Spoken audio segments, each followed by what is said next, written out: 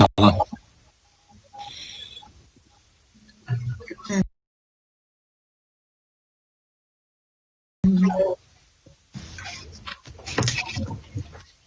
Shall I start with the introductions?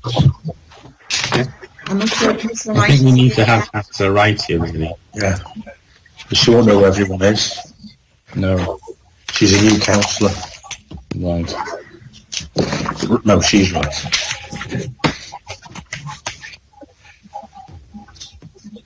Okay, so just so that you're aware, everybody, the webcast has begun, so we're going out live now.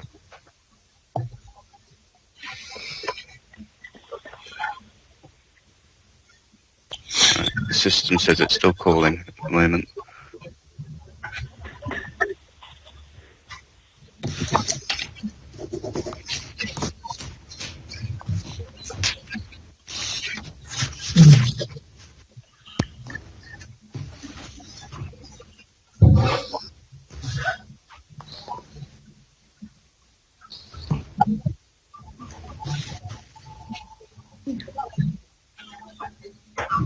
Councillor Wright has joined us now. Okay. Okay, thank you to everyone who is attending this morning. So welcome to this remote meeting of Wirral Council Licensing Subcommittee. I am Councillor Paul Stewart and I'm the chair of this committee. Joining me is Councillor Dave Mitchell and Councillor Andrew Hodson, and we form the decision-making panel today. This meeting will be webcast and a record retained on the council website. For those at home viewing the webcast, I would like to inform you that if you look above the video, you will see a resources tab. Select this and a link to the agenda will appear in the right-hand side. This will allow you to open the agenda in a PDF format and follow discussion and debate. My role is to ensure that the committee runs smoothly, having regards for the procedure, behaviour and ethics. Can I ask members if we've got any declarations of interest?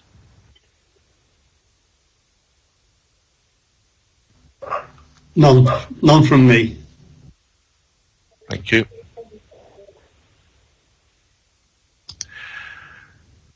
Okay, I would like to remind everyone in attendance to turn off their video and mute their sound until invited to participate by the chair. When the chair asks you to participate, please turn on your camera first, then unmute yourself. Say your name before contributing.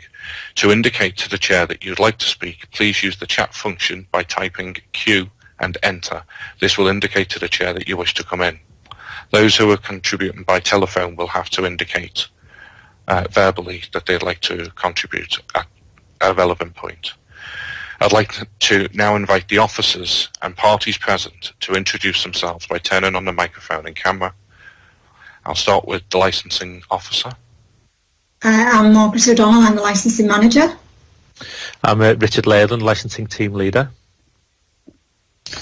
I'm Ken Abraham, senior solicitor and legal advisor to the subcommittee this morning.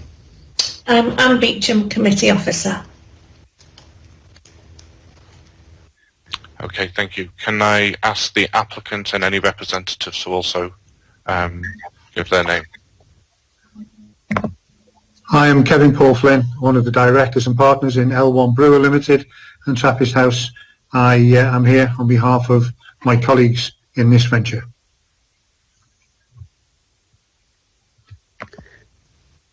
Hello, I'm Councillor Alison Wright. I will be speaking on behalf of residents.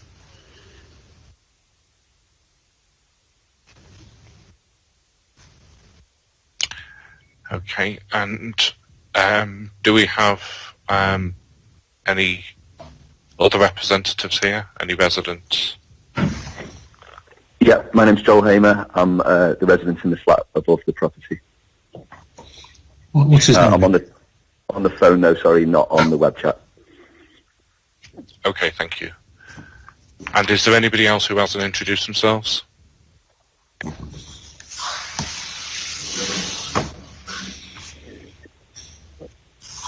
Okay, thank you. So I'm now going to ask the licensing officer to confirm that the licensing authority has sent and received all appropriate notices and supporting documentation.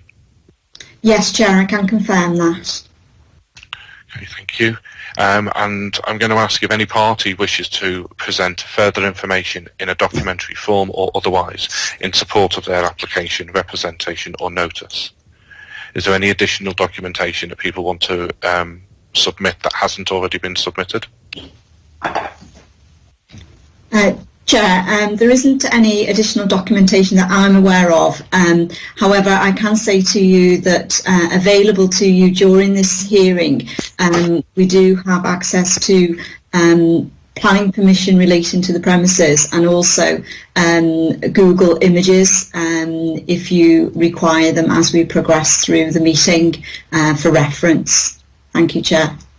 Okay, thank you, Margaret. Can I just ask everyone who's present that they are happy with this additional documentation to be used if we need it? If you, unless you disagree, then we'll take it that everyone's happy with that additional documentation.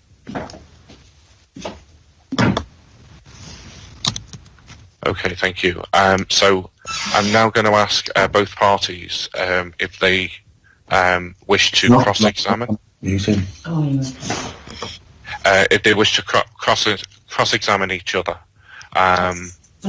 Two rows. And if you give permission for that. Sorry about the interference. We'll trust it now, this meeting you're doing. It's been, Yeah. Yeah, is that okay?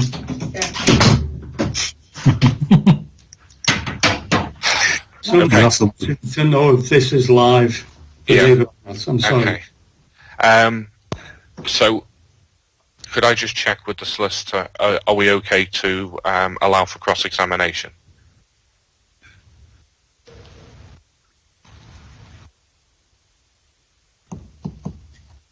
Yes, sorry, I heard that. Chair, yes, if individuals wish to ask questions of those other individuals in the hearing, then yes, that permission can be given.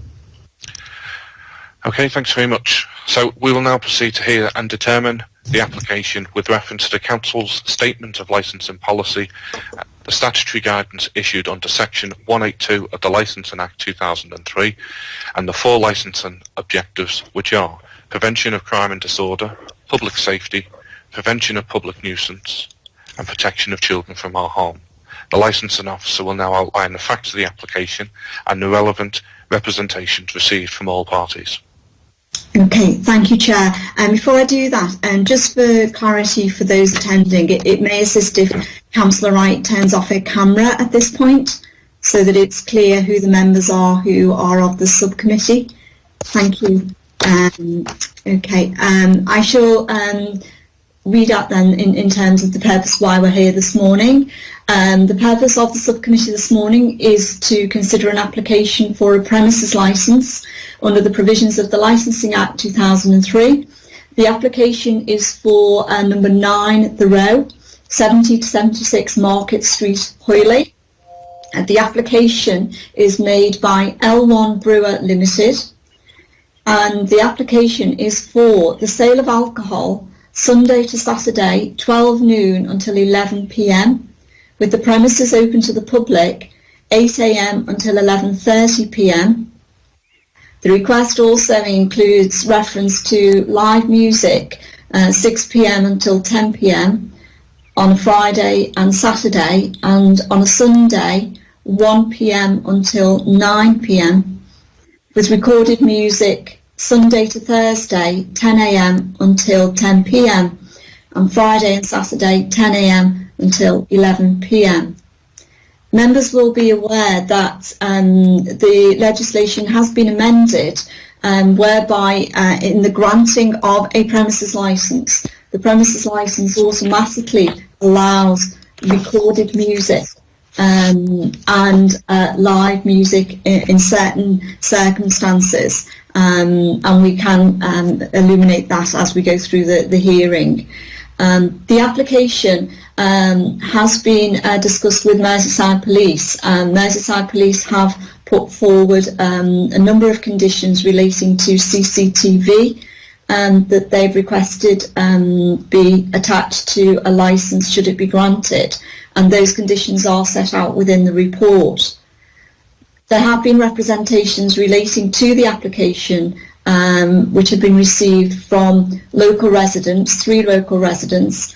There's been a petition submitted signed by 39 local residents, and also Councillor Alison Wright has also submitted a representation in support of the residents' representations.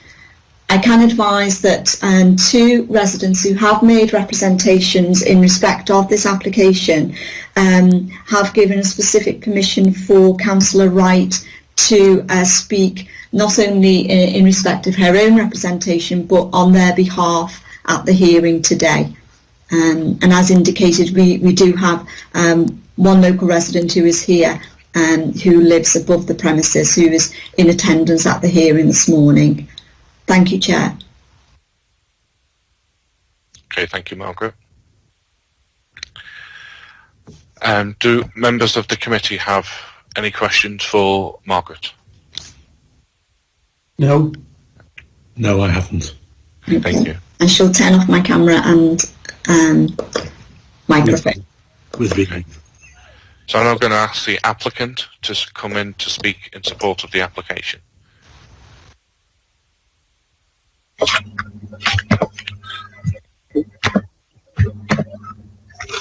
Thank you, Mr. Chairman. A few IT glitches there. Am I free to speak now? Yes, if you can just give your name and what role you're playing today. Thank you, Mr. Chairman. My name is Kevin Paul Flynn. I'm a director of and partner in L1 Brewer Limited, and I am here to present our application to the committee for consideration.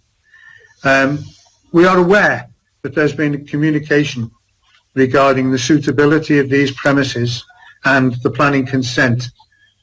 We're advised by our solicitor that that is a matter that probably should have been only put before the planning consent committee, not this licensing committee, and that we should address our application purely in terms of our aims to achieve the 4 licensing objectives.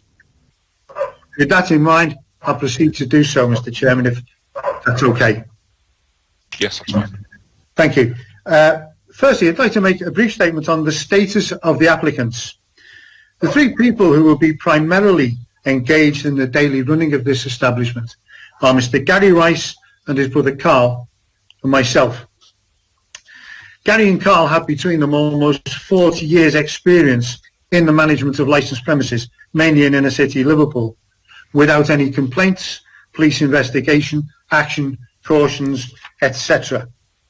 I myself served for 23 years in Merseyside Police, 15 of those as a sergeant. I was regularly, throughout that time, involved in the supervision of licensed premises, from the lesser offences, if you would care to call it that, of underage drinking, disorderly management of the houses, and after-hours drinking, right through, as part of the local plainclothes section, to the investigation of, raiding of, and prosecution of unlawful shebeens.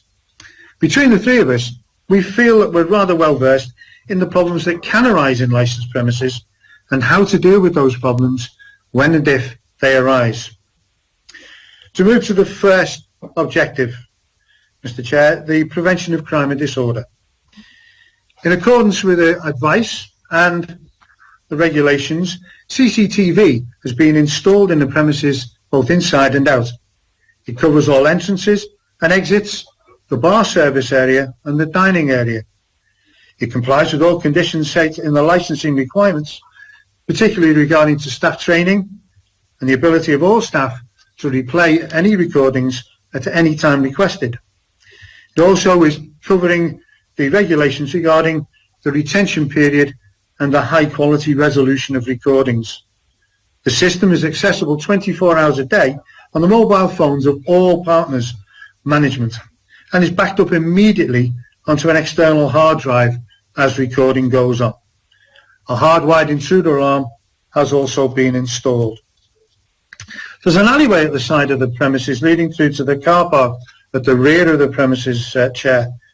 And this has been the area of some concern, understandably so, in years gone by, regarding youths going through, gathering there, nefarious activities, and also the use of the area and the area at the rear of the residential premises above as a toilet.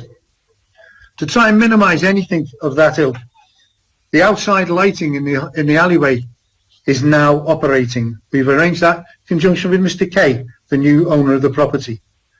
Regular monitoring of that alleyway and the rear of premises will be carried out by our staff to support the CCTV images. The staff will be well trained regarding the service of alcohol and the employment and strict adherence to a Challenge 25 policy, and also the conduct of persons in the premises. Refusal to serve intoxicated persons will be paramount. We've recruited several experienced staff who have previous work for the Messrs Rice in other establishments. We are more than open to working in conjunction with the local police regarding ad hoc visits at any time when the premises are open. To move to number 2, prevention of public nuisance. When we first viewed these premises, we were aware that because of the residents above, we now know to be Mr. Homer, we were going to have to do something in the way of noise abatement. That was confirmed, obviously, by the planning committee meeting, which approvals and details of our installation have been sent to Mr. Leyland. We've fixed a lowered ceiling. It's not fixed to the ceiling above, it's fixed to the walls to try and limit any transmission of noise, vibration. It has 18mm MDF boarding. That's the form of the ceiling. Above that is a 150mm layer of rectosil, sound deadening material. That's supported by sound deadening rock wall above that and a 100mm air gap. We're quite happy that this complies with all regulations and requirements. In addition, we've recently installed several sound studio type acoustic panels to our ceiling. This will further enhance our noise abatement measures. If approved, we're quite happy that any live music will be restricted to one person, acoustic only, with no amplification. There will be no disco, jukebox, gaming machines, gambling. There will be made available some chess, drafts, cribbage, other board games. We will only play background music, not to be amplified, which will be delivered by 2 small speakers, approximately 7 inches by 4 inches. The type of music that we like to play will be like jazz, blues, Brat Pack style, French gypsy jazz. Generally, nice, laid-back, light background music, which will allow people in the bar, restaurant, to have a convivial conversation whilst enjoying our facilities. The use of the outside seating area will be by table service only, which will enable the area to be closely monitored by our staff. Smoking will be away from the front of the building. We will guide patrons accordingly. The outside area, again as per the planning regulations, will be cleared of customers by 2100 and the doors will be closed. Signs will be displayed internally, supported by verbal requests and reminders from staff to customers to employ respect for our neighbours when entering, enjoying the facilities outside, or indeed leaving the premises. We've entered into a contract with the local refuse company, B&M Waste Management, regarding the rubbish bins to be used at the rear. They will be placed time-wise in accordance with the planning authorisation. We endeavour at all times to minimise and remove any interference to the life of the residents in the flats above, in particular Mr. Homer. We'll also employ strict governance of delivery of stock and the emptying of bottles into a waste bin.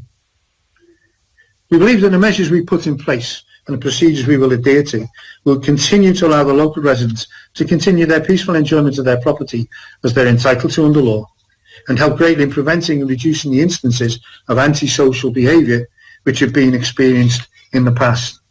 I would add there, Mr. Chairman, that what we have seen and what we've gleaned from residents is that much of the antisocial behaviour, the youths, etc., has in no way and could in no way be attributed to a licensed premises. They just like being there. And I would suggest that that may be considered as a social and policing problem rather than anything to do with the possible granting of a licence to these premises, which we believe will enhance the control of the area. Again, the Challenge 25 procedure will be rigorously applied in assisting and preventing underage people from being in or attempting to be on the premises. The staff responsibility and application in common sense in respect to drunken persons and refusal of service will assist in that. Whilst we aim to be a family-friendly venue, children will only be allowed on the premises accompanied by adults for a meal. Last entry for adults or children will be 8 p.m. and they will be informed when entering or making the booking that the children must leave the premises no later than 9 p.m. Again, we will employ the Cctv to assist us in all of this management. Objective number 4, public safety. In accordance with the fire regulation self-assessment procedure, I'm currently in the process of completing the fire assessment and subsequent policy with attendant training schedule and records. Premises have a fire alarm, appropriate direction signs supported by staff training for any evacuation.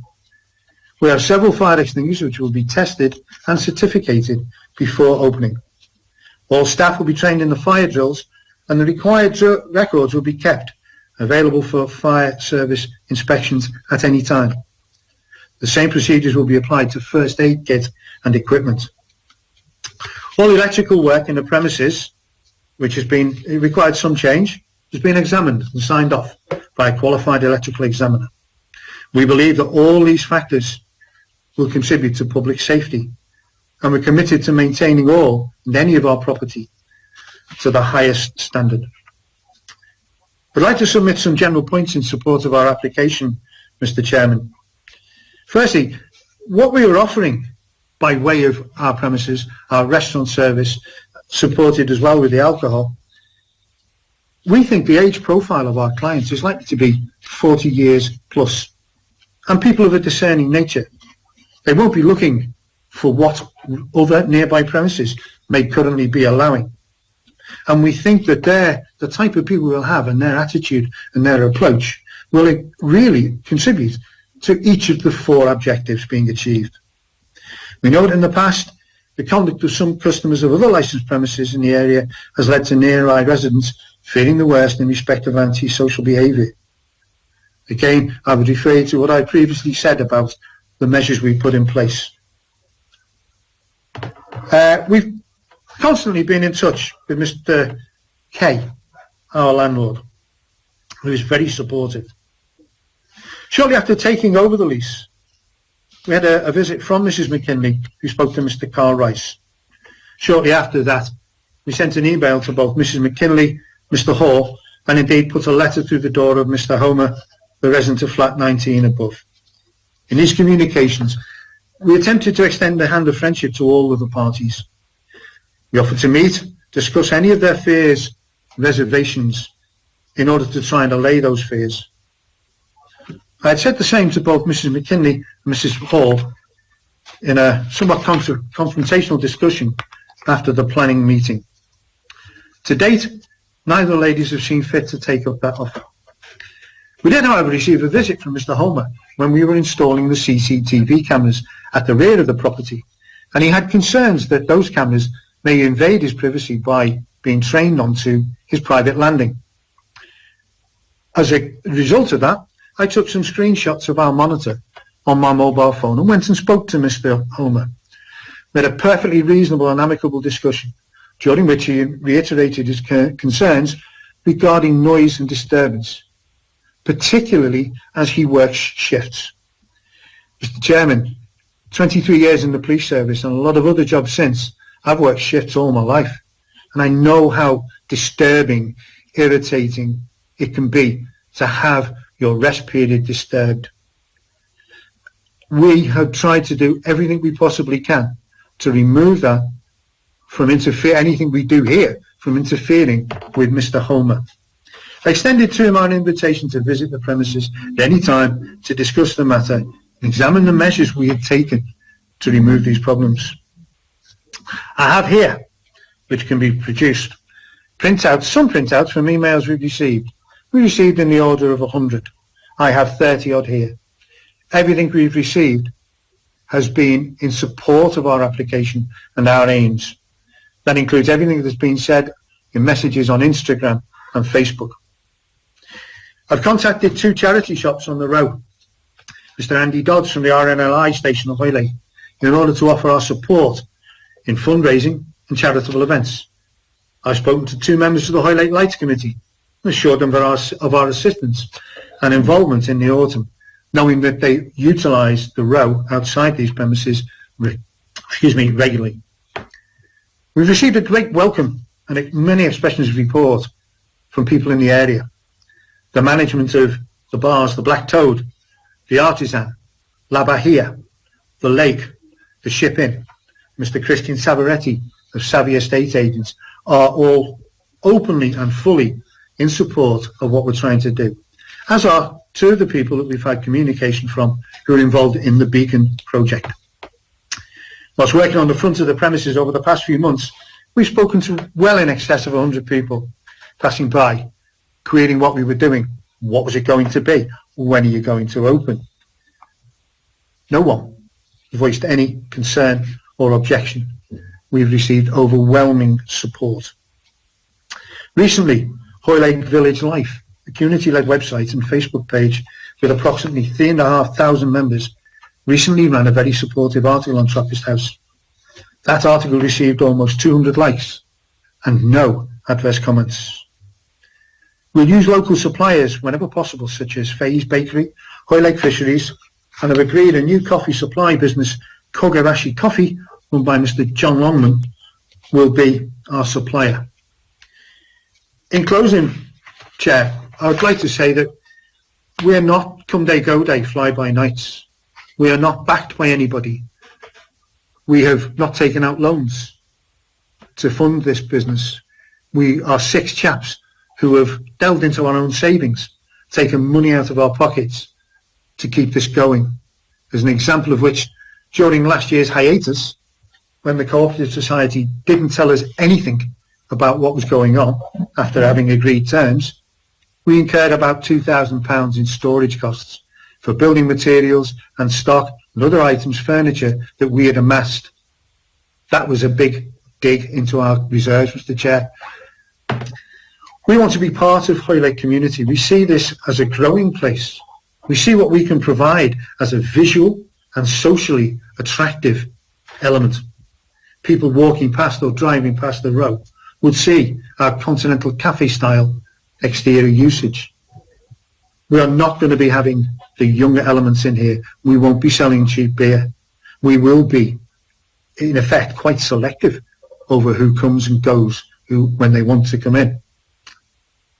We think we can add greatly to the redevelopment of Hoylake. We have a COVID-19 safety programme ready for usage.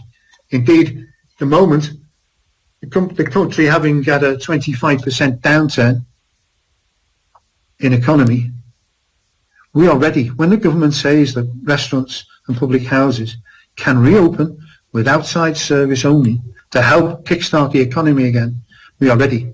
Behind me you can see some of the chairs we have stocked up. We're ready to go. We don't want to conflict with anybody. We want to be accepted by and contribute to the Hoylake community. That's all I have to say in presentation, Mr. Chairman. Thank you very much for the time listening. Okay, thanks very much for that. I'm now going to invite the local residents to ask any questions of the applicant. By that, do you mean myself? Sorry, Joel Hamer. Yes. Okay. Yes, thank you, Chair. Just to clarify, my surname is Hamer, not Homer, although no offence taken. I appreciate that's what has been distributed, but yeah, H-A-M-E-R, just to clarify for any records that are required. Thank you. So, I'm sorry, I forget your name, but I've got a couple of questions with regards to your noise prevention installation and the likes. And while I appreciate that we did have an amicable conversation, you have put the work in, you've reassured me of what's going on. I do still have a couple of concerns. Primarily, I can hear you banging around down there when you're moving things around. I can hear the stools scraping on the floor, so that vibration noise still carries through. Your outdoor area that you say will be closed at 9, correct me if I'm wrong, but there's a number of tables and boards you use to sort of outline that area, almost like a barrier across the pavement, like a mini wall. Would I be correct in that? Yes. Okay. I'll assume that's a yes. So those are all stored inside. So whilst I appreciate that at 9 o'clock people will move in, come 11:30 when the place has been closed to the public, that's when those things will be moved inside. The chairs, the boards, all that's the banging that I can hear. That will be after 11:30 of a night, because there's no way you can move those things inside whilst you're still serving your patrons inside, as it would, the size of the place and the interference it would have on your other customers wouldn't allow you to do that. My other concern with regards to your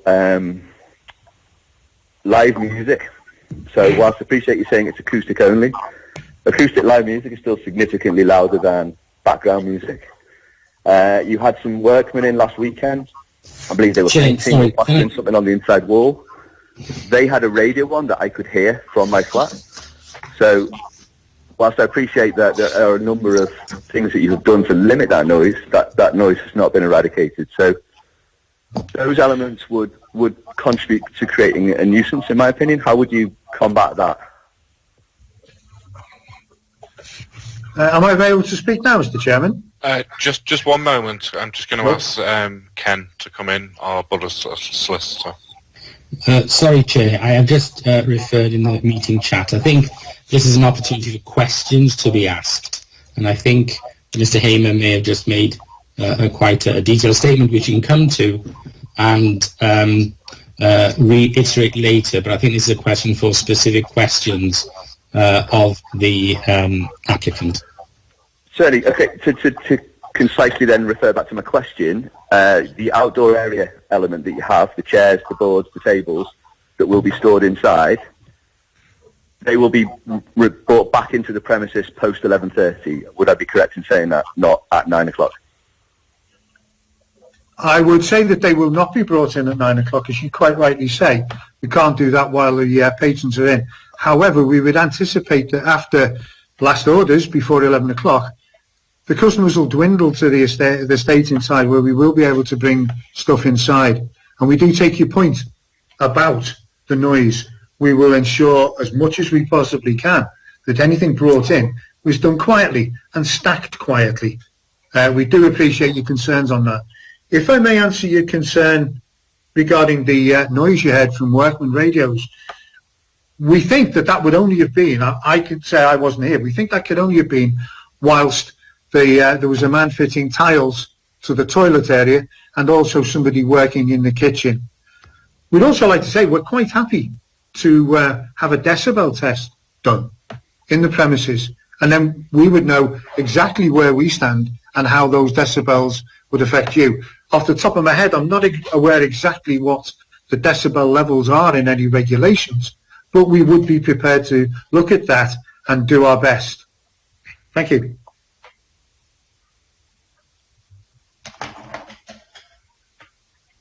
Okay. Does Mr. Hamer, sorry, do you have any more questions? No, not at this time. I'll reserve for my statement if that's possible. Yeah, okay, that's fine. So now I'm going to ask the ward councillor to ask any questions of the applicant.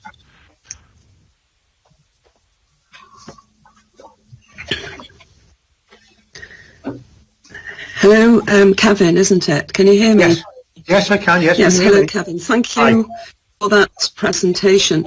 One thing that's worrying me with regards to the outside space, how are you going to ensure that you can clear that area in that specified time of 9 o'clock when the bar is still open.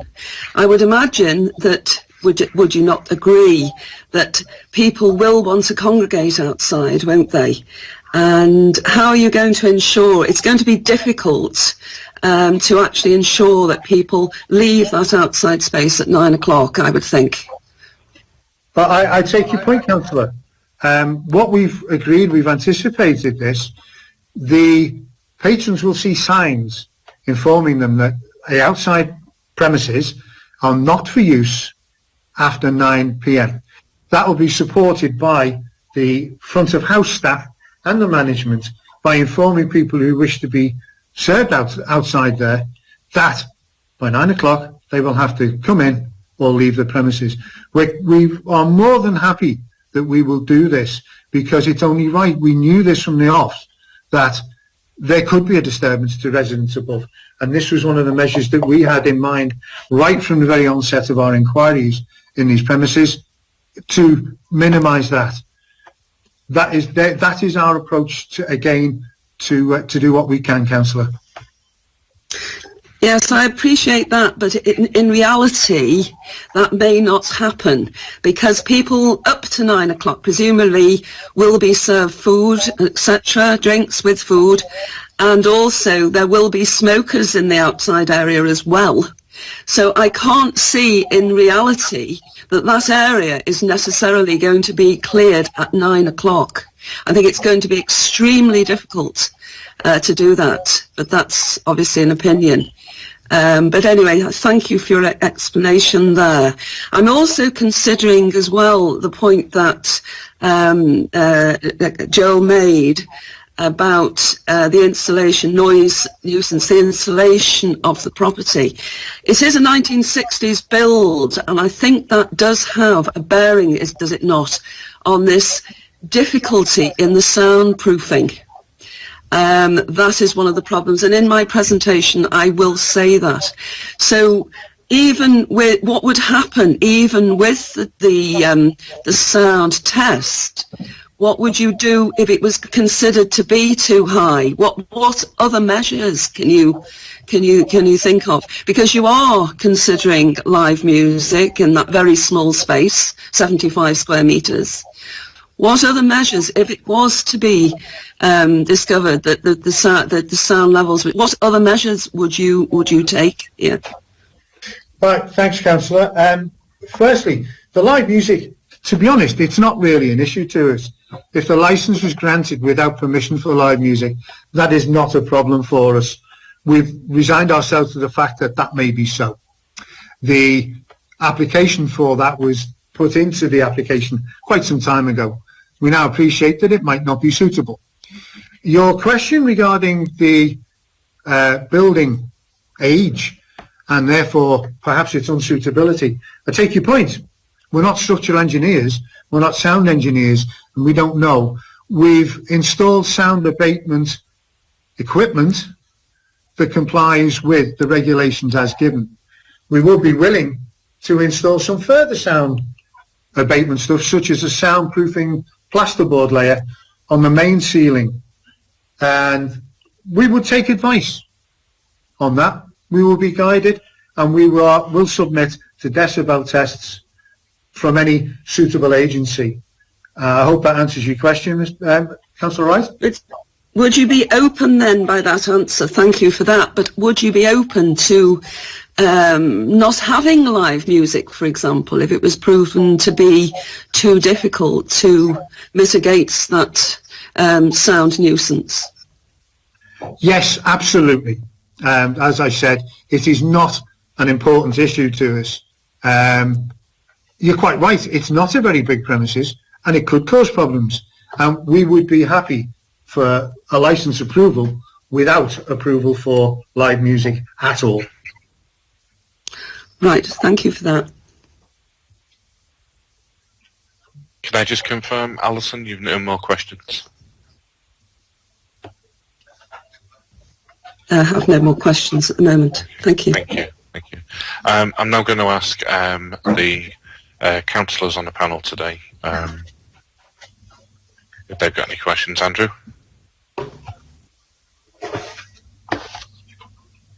You need to unmute.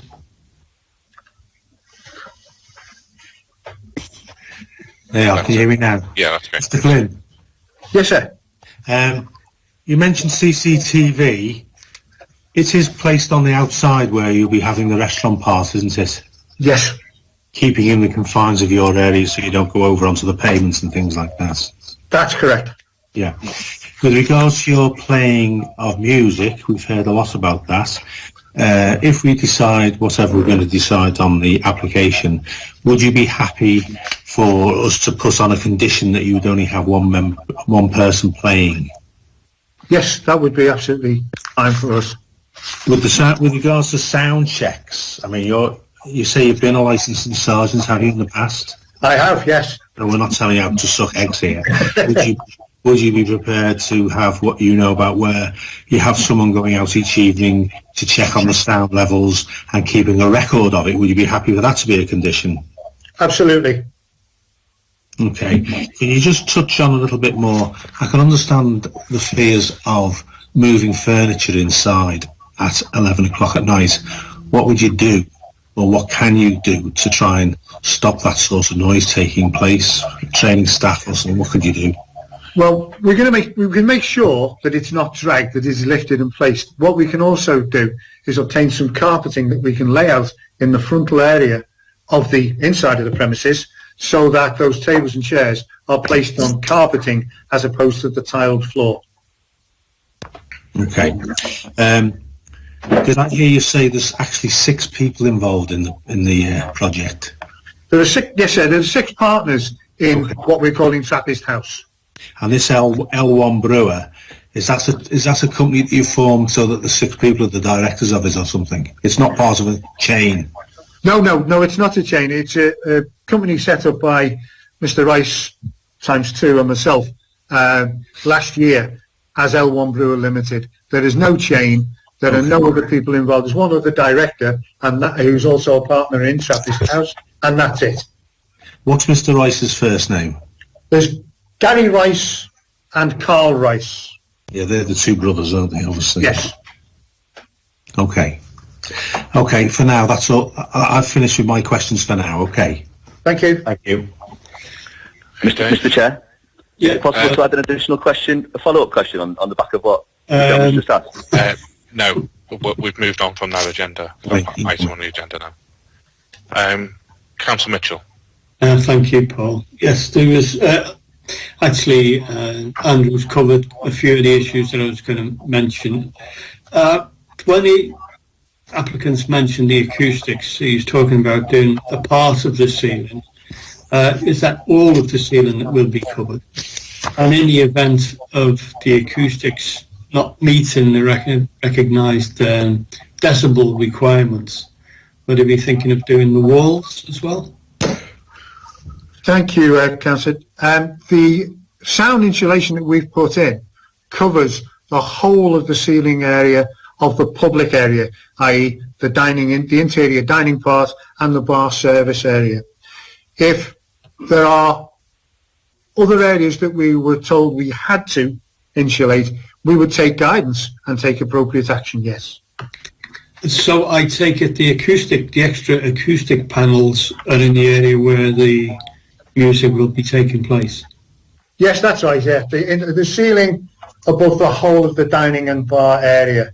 I think I might reiterate that the live music is not an issue to us. If it's going to present too much of a barrier all round, we would be quite happy for it not to be considered by the committee and for us not to be granted that. Okay, thank you. Okay, thank you. So, Mr. Hamer, I'm going to give you an opportunity to come back in now. Thank you. So, to clarify, Chair, are you asking me to make my statement at this point? No, you had a question? I did have a follow-up question based on the... thank you, appreciate the opportunity to ask. Based on the 2 things the gentleman actually said. Firstly, the outdoor furniture element. While I appreciate the carpeting and the silent moving in, given that you're wanting to open at 8 a.m, How are you going to mitigate against the noise of establishing that setup outside at such an early hour of the morning? Obviously, nice mornings if you're serving breakfast. I just appreciate the customers are going to want to sit outside for breakfast. You're going to have to bring all that equipment and boarding and walling outside. How are you going to mitigate against the disturbances that's going to cause? Because obviously, laying carpet on the floor isn't going to achieve that. And a secondary follow-up question, if possible. You said you've sound insulated the bar and dining area. However, given the small size of the building, the sound is obviously going to reverberate through your premises. The area directly over which you haven't insulated, essentially over your kitchen area, is my bedroom. How are you going to mitigate against the noise transferred through your small property as your kitchen doors open? So you might have them open for ventilation, for example. How are you going to mitigate against that travelling up through to my property, given the fact you've not sound insulated that area? Right, Mr. Hamer, to answer your first question about the outside. The original licence application stated 8 a.m. We've decided that we've no intention of opening that early. We won't be opening till 9 a.m. And I take your point, once again, about moving the furniture. All I can say is that it will be moved from the carpeted area to outside and placed with the minimum noise possible. Your question regarding sound through the kitchen area. No, you're quite right. We haven't insulated that part as yet. And something we'll have to take advice on and see whether we will need, decibel-wise, to put some insulation through that ceiling. But at the moment, we haven't done. And we appreciate that could be a concern for you. Okay, thank you. I'm now going to ask our council legal advisor if he's got any questions to the applicant. Thank you, Chair. Yes. Can I just clarify? Some of these points may have been determined, but just to clarify, the applicant said that a lot of police experience and a lot of expertise in Liverpool town centre. Is there any experience in relation to any of the directors with this type of premises in another location? No, not specifically, Mr. Councillor. The licensed premises that have been used have been all sorts and variety. For instance, the Baltic Fleet Public House on the Dock Road in Liverpool, Mr. Gary Rice has managed that. This type of restaurant, they've been involved in bar restaurants on and off for years, and that, we feel, will directly transfer to the management of these premises.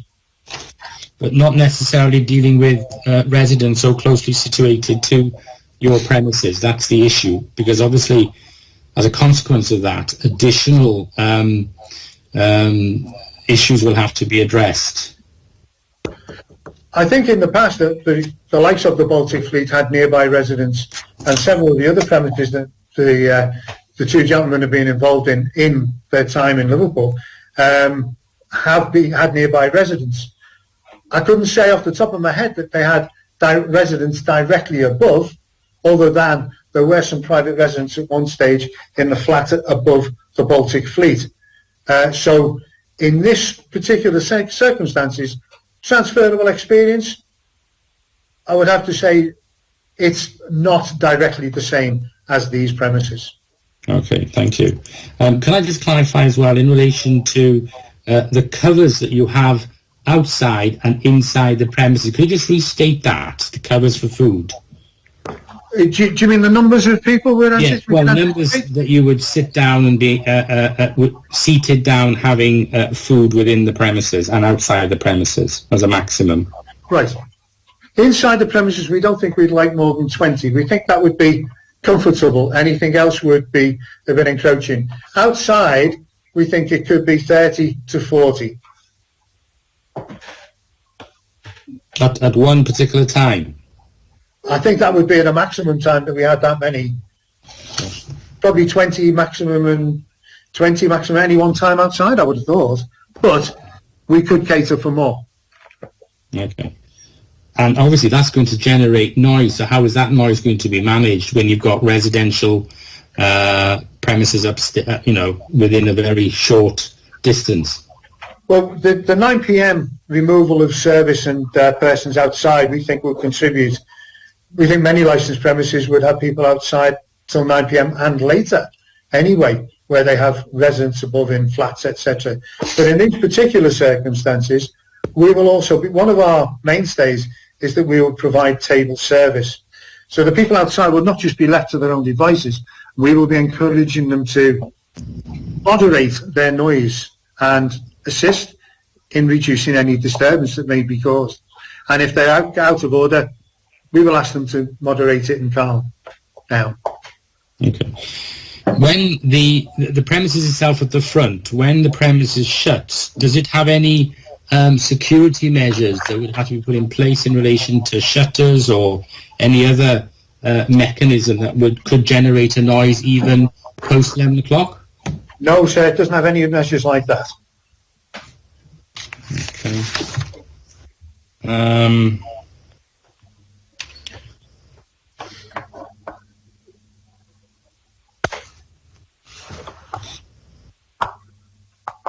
I think you've indicated no live music. You're happy to withdraw the applicant in relation to no live music. Can I just clarify, what's the sort of type of beer that you'd be selling in the premises? Are they specialised beer, or is it just the normal for this sort of premises? The beer that we were selling will be mainly Belgian beer. They're all high-end beers. They're not the stuff you can knock out cheaply like other establishments can at £2 a pint. We will additionally have 2 cask traditional ales available and a range of bottled Belgian beers as well.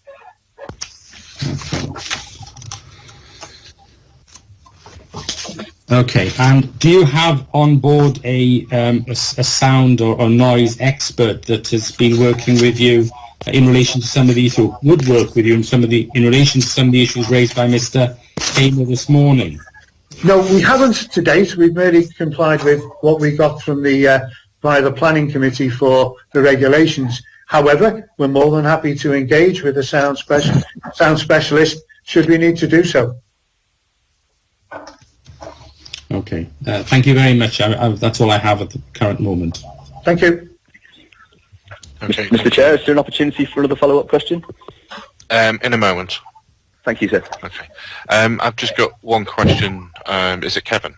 Yes. Hi. Are you aware of the planning restrictions which contradict your application for timings? No, we put the application in and it went through the planning committee with those restrictions of times. We have not been informed of anything else that I'm aware of. Could I ask Margaret to come in on that, please?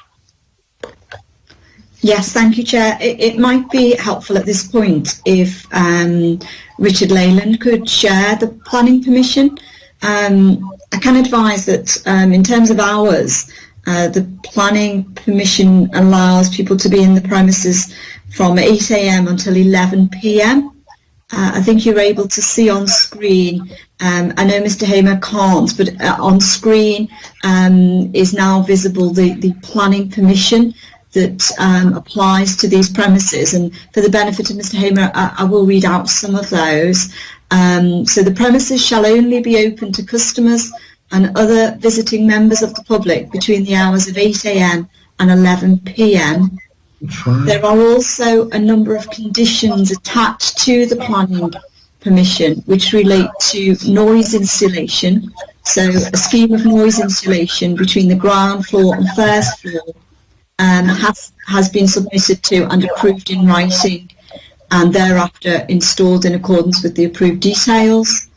All external doors to the premises have been fitted with self-closing mechanisms. And the details of the noise insulation scheme should adhere to building regulations.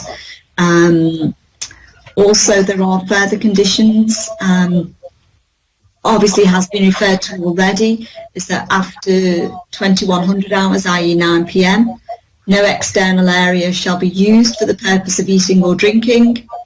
No music shall be played in or relayed to any external area. All windows and doors shall be kept closed except for the purpose of access and egress. And there shall be no disposal of waste into external containers between the hours of 2100 and 7 a.m. No food shall be prepared on the premises until a scheme of fume extraction has been submitted to and approved by the local planning authority, and the fume extraction equipment has been installed in accordance with the approved details and is available for use. And they are sorts of conditions that are attached to these particular premises and have been attached by planning. And whilst, and I know the members of the subcommittee are well clear in their directions that planning is not a matter for them to consider, and as indicated by the applicant, their focus is on considering the 4 licensing objectives. The statutory guidance under the Licensing Act does now guide licensing authorities to align themselves with planning and to liaise with planning when in considering applications. Obviously, we do consult as part of the statutory process that planning are a responsible authority. They've not made a representation in respect of this application. But I think it is useful to for members to have seen and have access now to what conditions already apply to these premises in respect of the planning. And I think the question to the applicant by the chair related to the fact that the hours applied for in the licensing application indicate a request for the premises to be open until 11:30 p.m. However, there is a planning restriction on the premises that the premises must not be open beyond 11 p.m. Hope that assists, Chair. Yes, thank you, Margaret. So just to expand on what Margaret just said there with the point of my question is that, yes, you have applied for licensing to be till 11:30. And Sunday to Saturday, your sale of retail of alcohol till 11 p.m. Now, obviously, if you're going to be selling people alcohol at 11 p.m., that will contradict if you still have your customers on site at 11 p.m. That will then be in breach of the planning. So that's why I asked the question, are you aware that it contradicts? So could I ask Kevin to come back?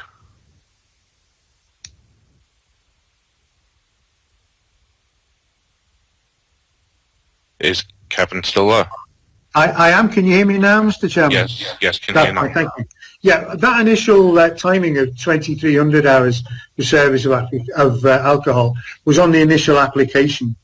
In view of those restrictions from the Planning Committee, we are more than happy that last service of alcohol be restricted to 10:30 in order that we can get the people cleared and off the premises by 11.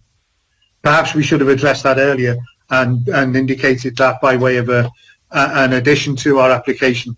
But we are more than happy to do it that way. Thank you. Okay, thank you very much. So I'm now going to move to invite the resident to make their representation. So, Mr. Hamer. Thank you very much, Chair. Chair, if I could start with a question, I'll follow up to what Kevin's previous statement. Is that okay? And then move into my statement. Would that be acceptable? Previous statement to what? Kevin was talking about having 20 people inside, and he felt that was the maximum that would be acceptable from a noise level perspective. Okay. And they would have 40 outside. Yeah, Should it come to the time, it's a busy evening, you've got 40 people sitting outside and 20 people inside at 9 p.m. What are you going to do with the other 40? You're going to move 60 inside and create a condition where you've already stated you believe that would be too much? or you're going to ask 40 of your customers to leave? How are you going to manage that, sir? If I might reply, Mr. Chairman, Yeah. The number for inside that we mentioned was not numbers of people. That was numbers of people seated. The councillor who asked the question referred to how many covers, and I think he actually said people seated as well. But that is what we're anticipating seated. We will obviously anticipate more standing at the bar, so that number could be about doubled. If I don't think we'd be able to do 60 in at once. It's as simple as that. And we would have to deal with that matter and speak to the people before 9 o'clock to warn them what was coming at 9 o'clock and try and manage it that way. Okay, thank you. So, Mr. Hamer, would you like to make your representation? Thank you, sir. Yes. So, good morning, everybody. Thank you for the opportunity to make my representation this morning. So, obviously, as by now you know, I'm the resident who lives directly above the premises. My address is 19 The Row. And whilst I'm sure you're aware that a large element of my objections to the application would be based on noise. Now, I don't have a solicitor representing me or assisting me with this, so apologies if I'm not as perhaps well versed on the conditions as the L1 brewers might be. But the noise and disturbance are my key concerns. The hours of operation. I appreciate that I live on a main road, which was something that was brought in planning, and I appreciate that planning isn't a consideration here. But there's a big difference between passing noise and disturbance, buses, cars, motorbikes going past, and sorry, Mr. Hamer, could I just interrupt there? Somebody's got their mic on and there's feedback. Could I ask for people to mute themselves, please? Okay, thank you. Mr. Hamer? Do you need me to continue or restart, sir? Okay, continue from what? So yeah, if you continue. Sorry, I muted myself then as well. no worries. Okay. So yeah, one of the things that was brought up in planning was that I've obviously chosen to live on a main road. There is an element of noise that comes with that. I fully accept that. But there's a big difference between passing noise, buses going past, motorbikes going past, people walking past in the street, and up to 40 people sitting outside your premises at any given time. So that is undoubtedly a disturbance. The building, as the councillor touched upon, it's an old building, and while I fully appreciate that the brewers have done what sounds like they've done a fantastic job in putting insulation in through part of the premises, it concerns me, given its size, that insulation hasn't covered all of the premises. It's difficult for them to mitigate the noise outside. I appreciate them saying that they will ask people to calm down, but on busy times, even groups of 40 people calm directly outside your window, that is noisy, irrespective of how they may not be shouting, they may not be screaming and singing, but that is a consistent and persistent noise that would exist. In relation to obviously as it was actually apologies, I forget the name. I'll call them the brewers, but no offence intended. Apologies, I'm not very good at remembering names. The brewers have intimated that they did speak to me about the fact that I work shifts, so I can be up as early as 5 a.m. for shifts. I can not get home till after 12, having completed the shifts as a key worker through this time.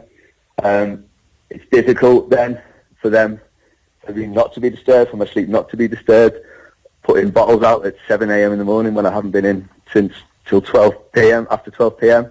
And let's face it, anyone who's worked shifts knows you don't go straight to sleep as soon as you get in. It's not possible. I'm sure the ex-policeman brewer will attest to that.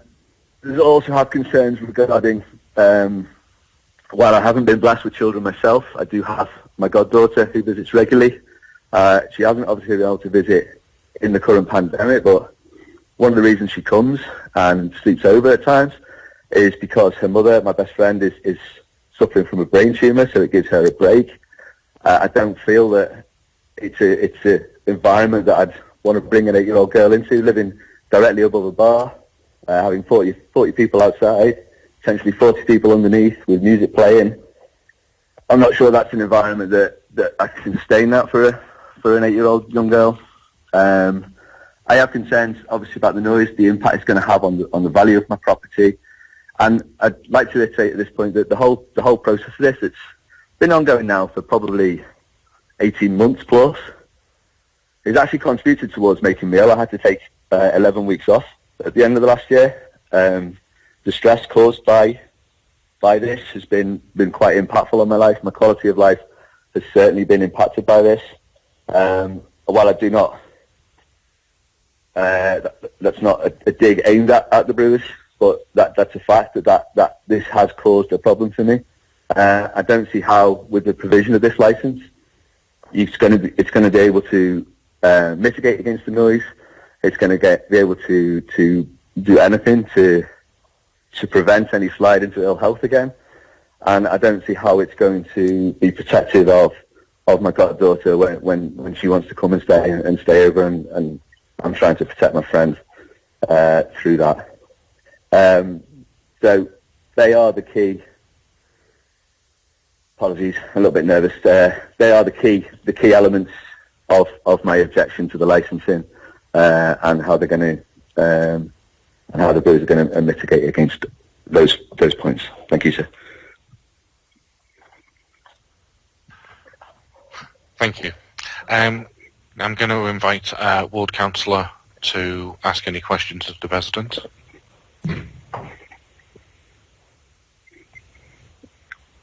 Oh, thank you, Chair, for introducing me. Yes, it's very sad that the impact that this particular development of this bar has had on the resident living above, and I think it is totally unacceptable. What do you think is the way forward, Joel? Now that you know that this is potentially going to go forward, I will give my presentation soon objecting to this. But what is your, plans for the future? Do you have plans for the future? It's very hard to plan for the future when you're so stressed in this particular setting. The impact of this on your life. Can I ask you to turn your camera on and keep it to questions, please? Okay. Thank you. Do you have plans for the future, Joel, on this? So to clarify, thank you, Will Councillor. To clarify, what do you mean by plans for future on this? Sorry, just so I can. Well, do you plan to say? Do you feel that you would have to move from these premises as a result of? Yes. Right. Okay, you feel that is the only option. Sorry. I have felt that is or would represent the option. The challenges, obviously, with moving are that it is a mortgage property. It's one that I own. It's notoriously difficult to get a mortgage over a licensed premises. So there would be acute difficulties in me being able to sell and therefore move on from the premises. Am I right in thinking that when you considered buying this premises, the flat above here, that these flats were used as retail premises, presumably, because of the terms of the lease, and you thought that it wouldn't be a problem because, the terms of the lease stated that, like, the last business that operated there was open hours between 9 and 6. It was just a cafe business selling flowers, for example. So did you feel was that a consideration? Do you feel? Did you know about that? Was that a consideration when you decided to buy this premises here? Thank you. Yes. So when I decided to buy this premises, the nature of my lease does state that it has to be a retail unit that is in the unit below me. So I never envisaged that I would have problems with late hours and licensed premises looking to open below my property. So presumably you felt that the lease would protect you against such a development as this, the licensed premises, a late night bar here. It's totally out of proportion, isn't it?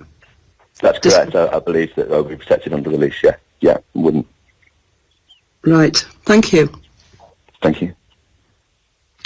Okay, thank you. Can I remind people that if you have a camera, can you turn it on when you speak, please? I'm now going to ask members of the subcommittee to ask any questions of Mr. Hamer. Councillor Mitchell?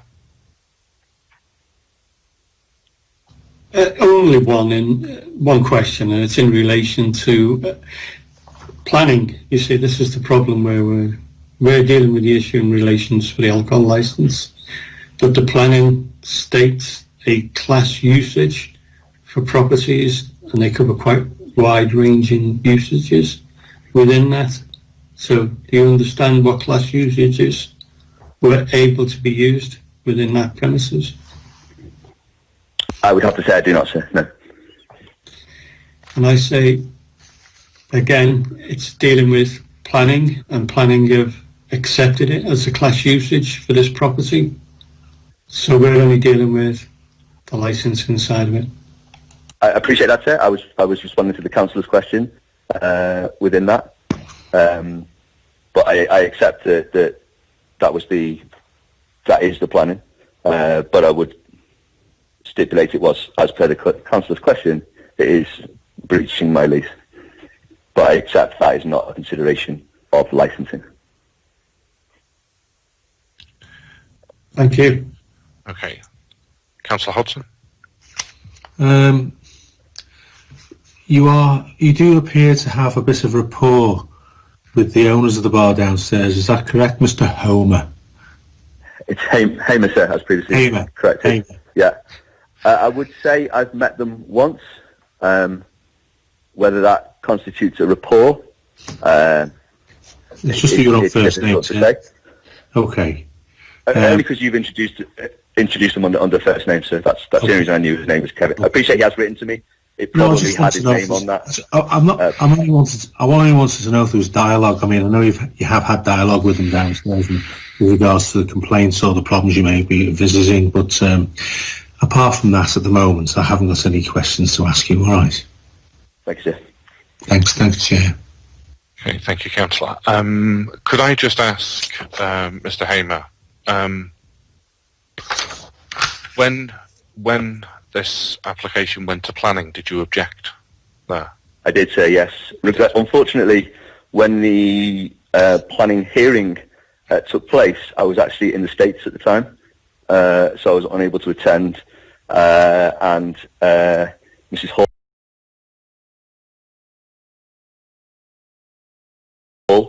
represented on my behalf on that occasion. Okay, and just with regards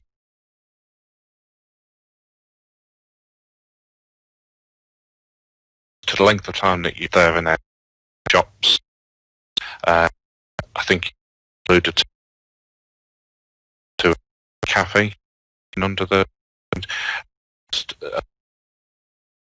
noise, just some things that happen here. You experience? Yes. Prominent noise. In all fairness,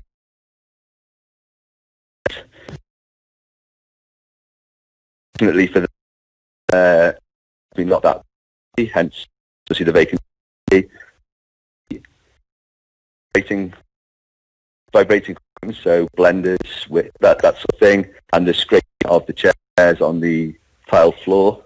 It's the vibrational noises that tend to cause the issues, and obviously amplified or non-amplified music tends to generate vibrational noise.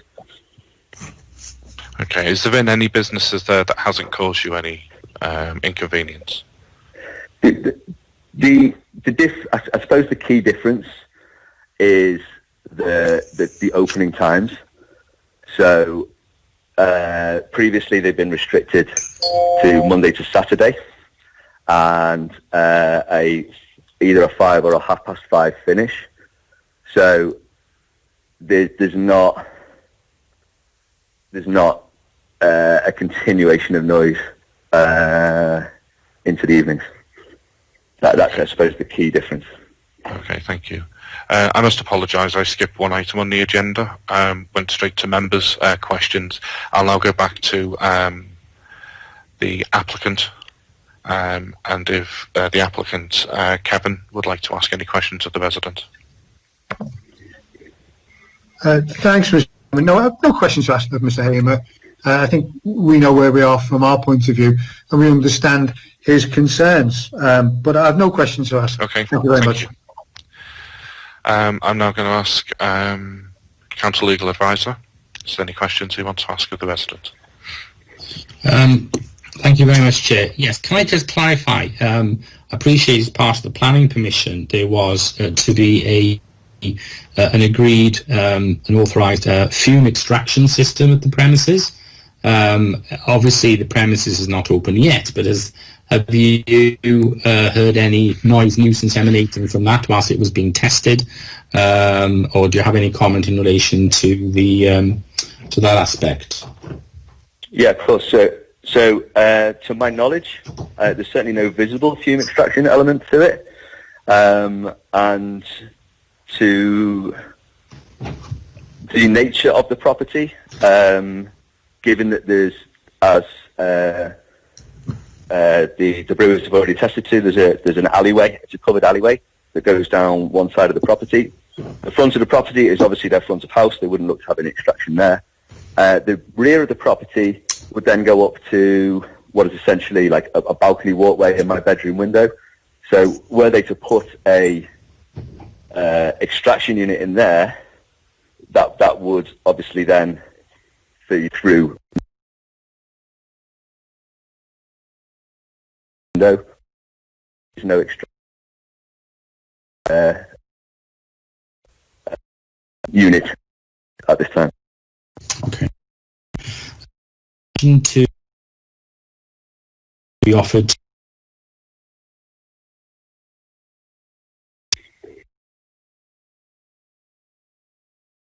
in numbers, I know between, but numbers we were talking about the previous during the sitting out. Didn't have any outside seating the previous play. Oh, okay. Okay. But yes, it would. Anything was restricted up till 17:30. Chair, can I just, at this point, perhaps as I'm raising this issue, ask the applicant to comment on the numbers of individuals outside the premises he's proposing to put covers for, and in light of the comments made, how is he going to manage the noise nuisance emanating from them? And also, does the area outside actually cover aspects of the highway? So not necessarily his frontage. Can the applicant answer that? Yes, thank you, sir. Firstly, as far as we're aware, the front of the premises is not covered as public footway and is part of the private land now owned by Mr. K, our landlord.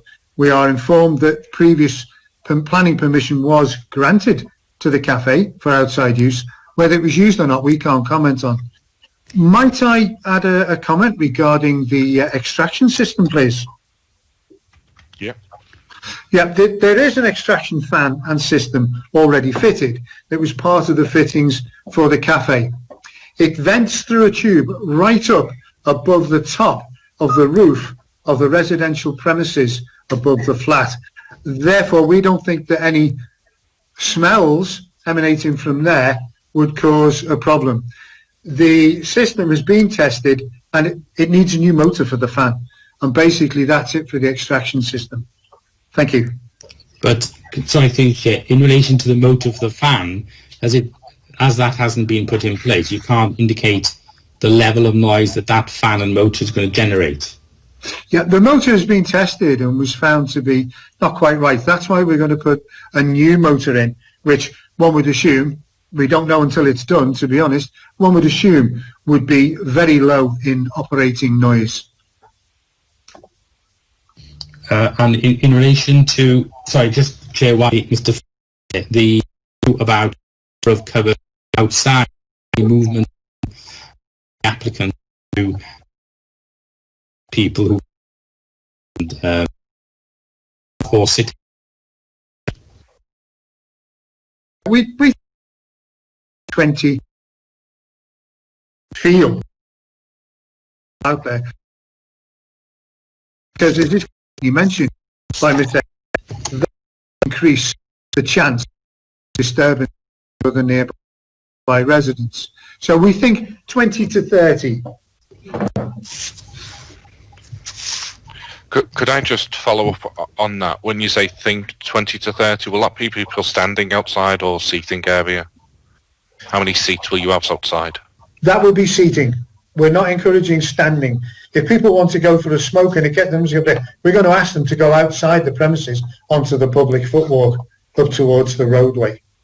That has been discussed amongst ourselves, and we feel that's a viable option for us. Okay. Yeah, and it will be table service only outside. Right, okay, thank you. Thank you. Thank you, Chair. I don't have any other questions of the applicant. They were just those side questions for the... any further questions for the for Mr. Hamer? They were just side questions for the applicant whilst I was dealing with issues that he may wish to respond to. So I don't think I have any further questions at this time. Thank you.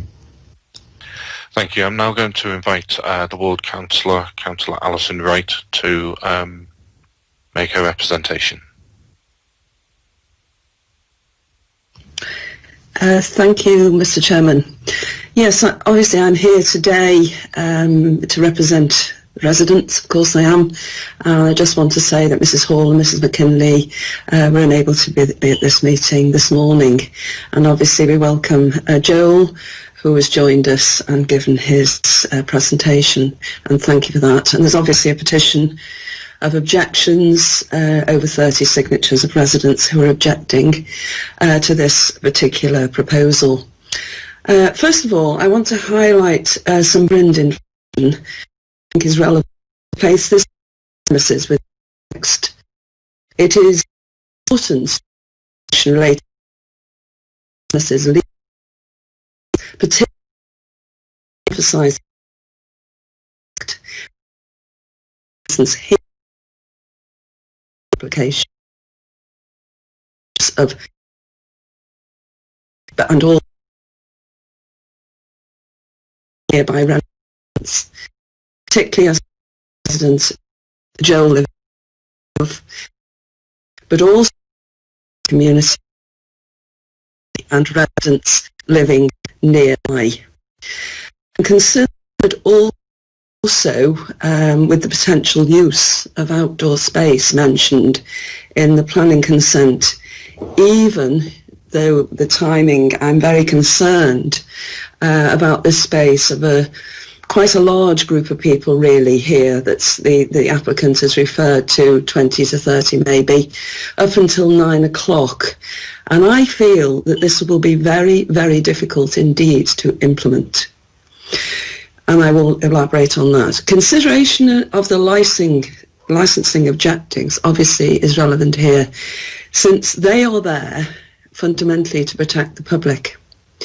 And I will give evidence to suggest the activities mentioned here in the application relating to this specific premises can't be maintained and reached. We are considering that this is an extensive time of people being accessed. The opening hours intended are 8 in the morning, which is very early, until quite late at night, 2300 hours. 9 the Row, as we know, is a small unit that's been raised in the discussion so far, 75 square metres at the end of a row of shops. With it, residential is above, and it's within High Market Street. It's of 1860 important to, as I can, it use so far. Ground floor premises, front, row, window, front door, no other window, I understand, with a rear door exit. The flat above has opening windows both to the front and the rear, and there is a narrow public walkway that has been spoken about by the applicant that runs alongside the premises, leading to the rear and out into a public car park, which is used by residents of the flats and also obviously to the wider public to access the high street via this public walkway. I just want to consider here, when considering the lease in terms of the commercial units, in the past, as I've already said, the retail units on the road have been restricted opening hours.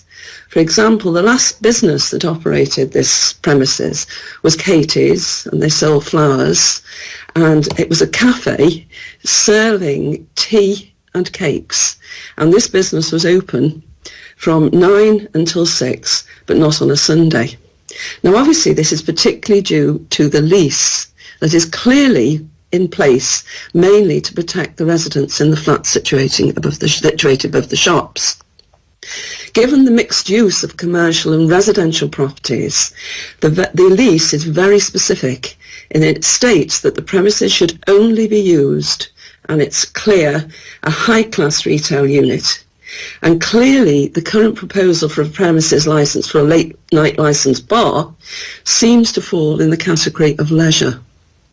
I understand that the previous owner of the road didn't grant the applicant the lease, as this couldn't be sanctioned given the criteria, and it was the details were passed, the relevant details were passed to the new owner. I think that, you know, if this was to go through, potentially there could be a case with regard to breach of lease, but that's a different matter. It's just by way of background. Just as well as it was touched on in the previous discussion, given in terms of planning, which I think we can't separate it here from licensing as we have discussed this, given the mixed-use premises, the commercial lease provides protection in terms related to the minimising the impact of the commercial activities in the ground floor premises.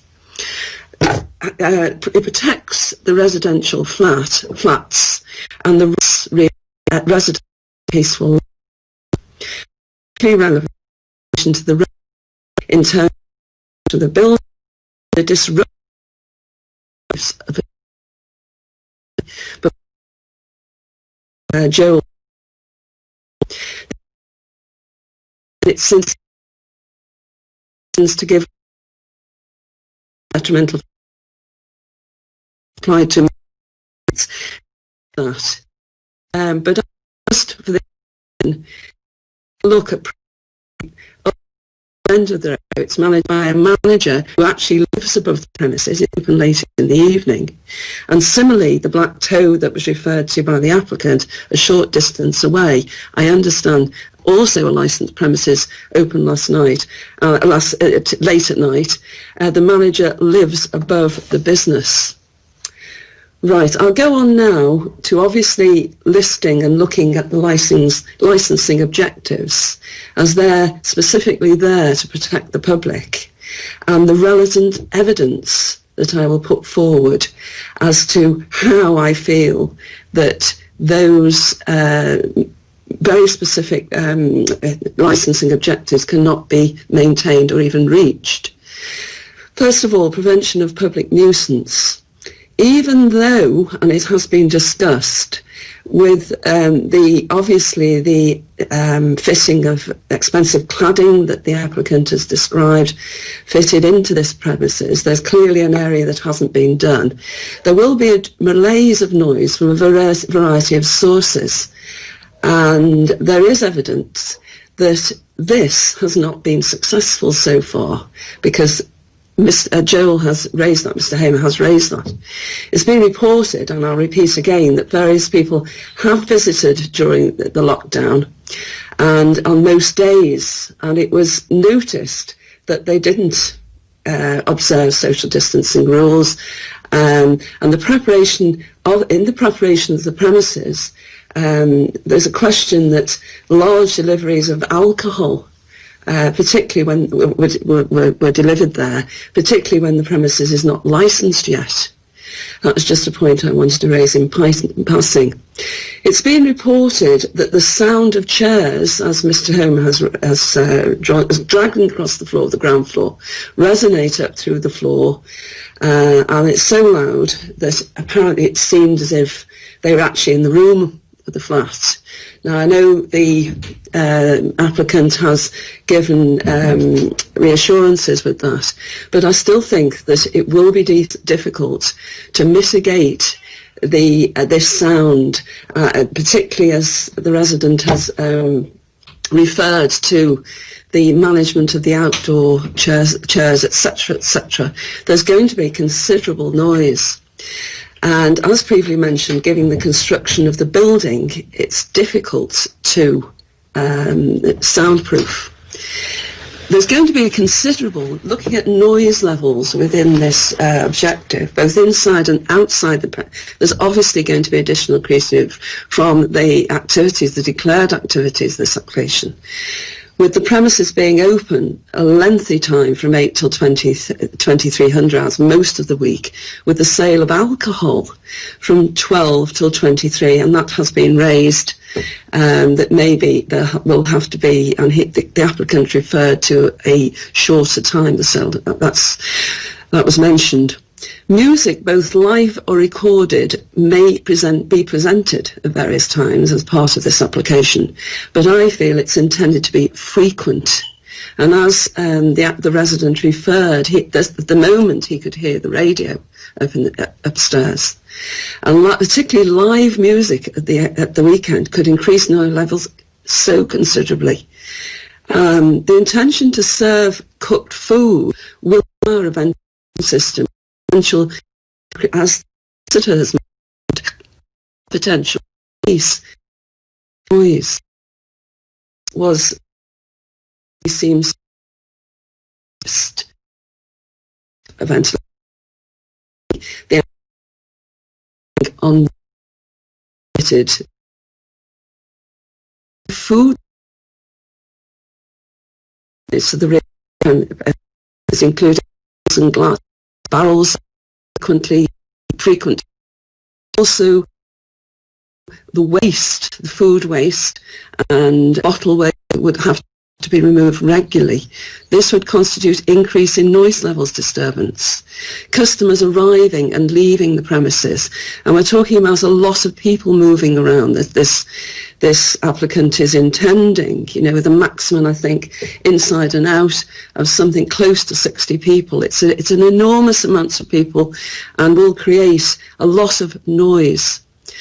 We think that creating this vibration through the structure of the building inside would have a high impact on the resident living nearby, but also above, and particularly as he's outlined, a shift worker who needs to sleep at different times in a shift pattern. Incredibly disruptive indeed.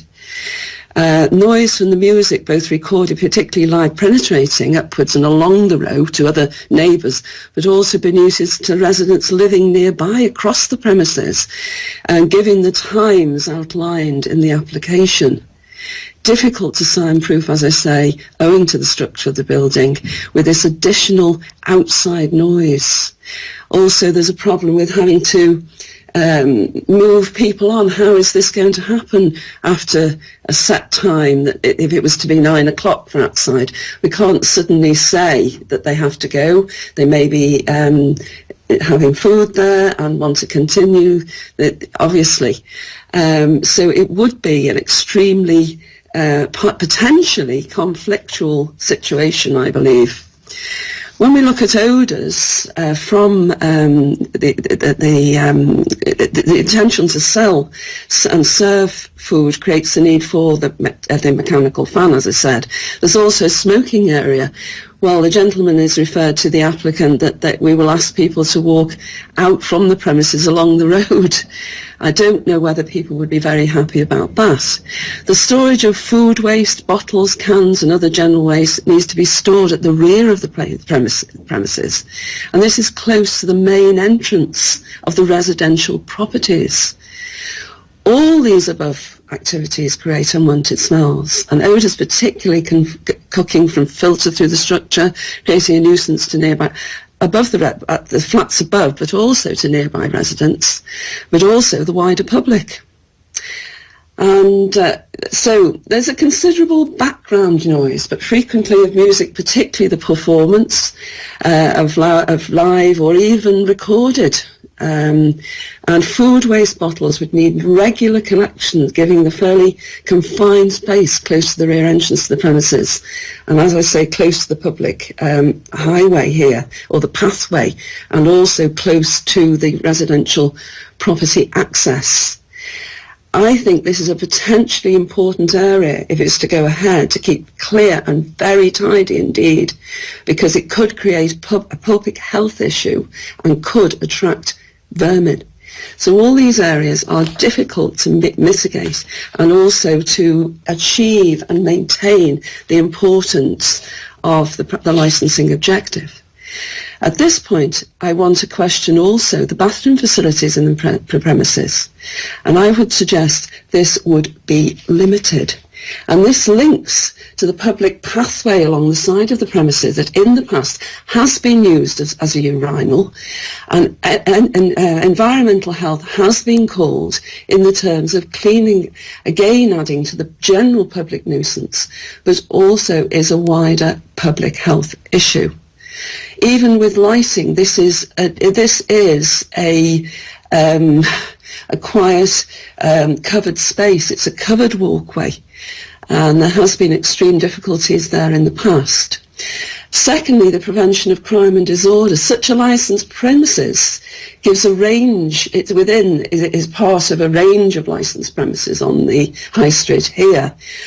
Okay, this is different, but puts certainly more pressure on the police, which I consider is already operating under limited resources, and particularly concern identify the residents in the flat of antisocial behaviour in the past on a fairly regular basis in the car park over time, when the police have been called to deal with incidents such as tipping the contents of bins across the car park, and also reported drug offences.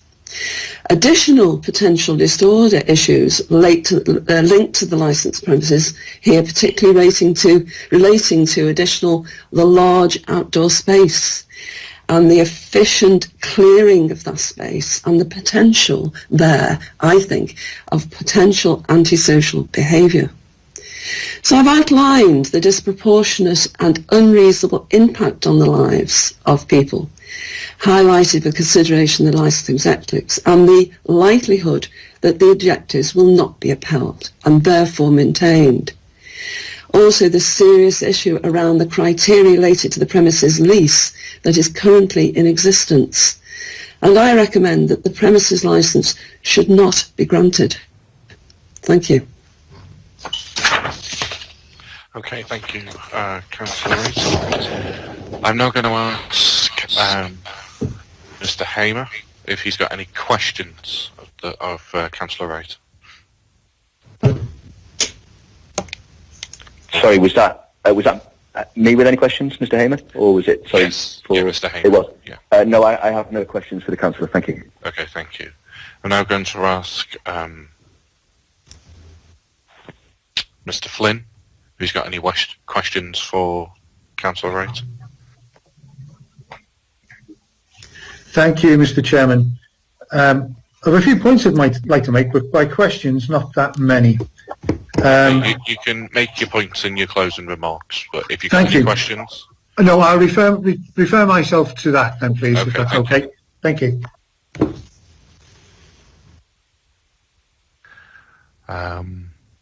Now going to ask committee members if they've got any questions. No, Andrew hasn't. Councillor Mitchell? Yes, thank you, Chair. I'm noting the information that we've received that some of the businesses along that row of properties consist of Kowloon Chinese takeaway, and one was previously called the Grape escape wine bar, and I can see the different usages that have been allowed within there. I wonder how that relates to the views in relation to the tenancy's views. I also take on the comments about antisocial behaviour. I believe probably if people realise the CCTV camera is going to be positioned around the property, and that would add us a venue to prevent that sort of issue.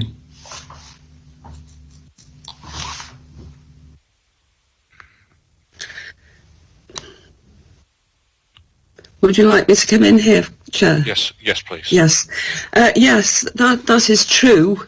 But even as I have experienced, even with all the best will in the world, and with the CCTV cameras, these incidents do occur.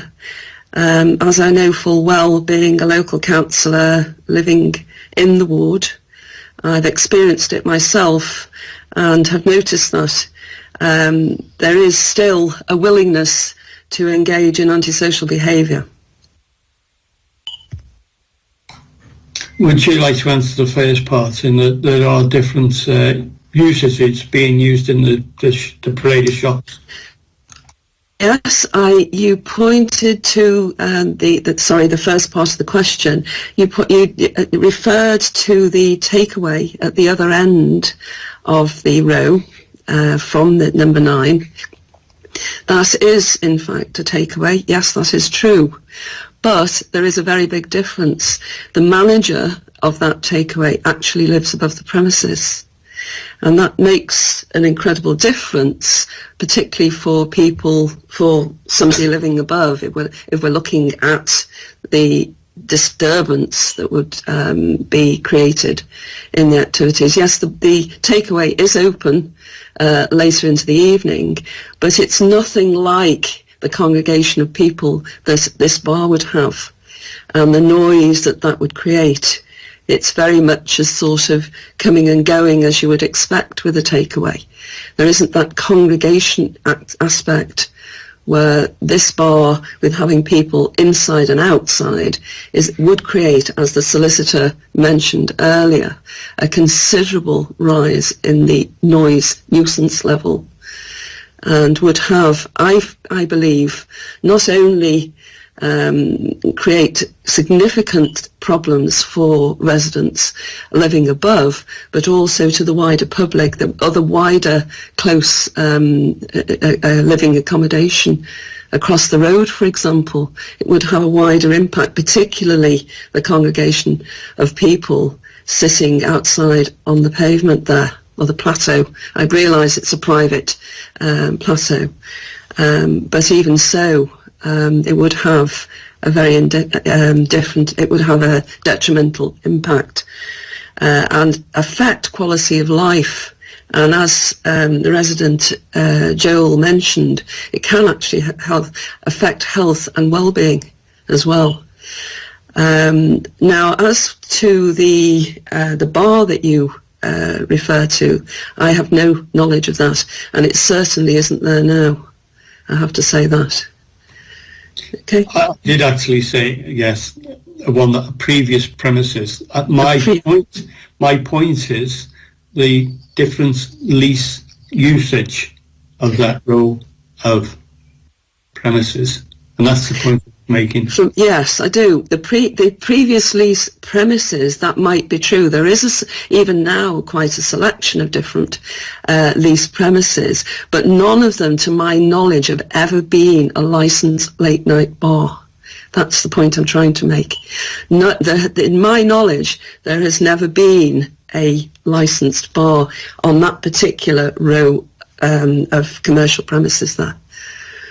Thank you. Okay, thank you. Any more questions, Councillor Mitchell? Thank you. I'm now going to ask Council Legal Advisor if there's any questions for the Ward Councillor. Yes, thank you, Chair. Yes, Councillor Wright. Just a couple of questions. I mean, I think the one question I was going to raise about other premises in the area or the nearest bar is not at the end of the row here that we're talking about. So there's no. What's the immediate premises license to this particular premises? Well, I would suggest that the nearest would be the Ship Inn. There is the former Co-op supermarket that is running along the passageway that I referred to. But the Co-op, I mean, obviously there would be people coming and going to the main shop there, the main shop in Hoylake. Yeah. But that the Co-op have now moved to have sold the premises, has sold the row shops, etc., and flats, the row shops, and they have moved to much further down Market Street, on the same side, but at least I would say probably 100 yards down. So the coming and going of customers there to the Co-op shop is now, the footfall has decreased there. But to answer your question, it's the Ship Inn is in the sort of next block, which is a public house, considerably different venue there. Thank you. There was a mention to a premise called the Grape. I know Councillor Mitchell mentioned it. I'm just trying to figure out, was that a historical premises in this row or near to this row? Or was that... Sorry, could you just repeat that? I didn't quite catch. Is it something... Councillor Mitchell mentioned a premises, which I have read in the paperwork, in relation to... Is it something about the Grape? Right, I'm sorry, I'm not familiar with that. Okay. I'm terribly. I'd just like Councillor Mitchell to come in. He might know. Yeah. Councillor, do you want to unmute yourself? Councillor Mitchell, you're muted. I do apologise. It was the Great Escape Wine Bar, and it was in number 2. Okay. So, thank you, Councillor. Thank you, Councillor Mitchell. I was just wondering, number 2, the row. I mean, that's the other side of this series of shops. Are you aware of that? If it was, can I just come in there? If it was to the row, we're referring to premises on this row complex, aren't we? But I have to say, I am not familiar with that particular licensed bar, and it certainly isn't there now. Right. So perhaps the resident might throw some light onto that. Yes, that was my understanding, and I was wondering whether your representations had incorporated some comment in relation to another premises in this area that, not specific to this site, but nevertheless ongoing issues regarding that premises as to whether that may be repeated in this scenario. Yes. In relation to, can I just clarify as well, regarding the representations you make, and other than Mr. Hamer, have you been approached by any other resident above or adjacent to these premises? Personally, you mean? Me personally? No, I haven't. I've been approached by the residents that I referred to earlier, but I haven't been approached by residents living in the row. No. Okay, thank you. But they may form part of the petition, you see. Well, that's the issue. I was reading the petition, and I think it's only Mr. Hamer's name that relates to the actual row as an address, and indeed some of the names of the petitioners, they actually reside.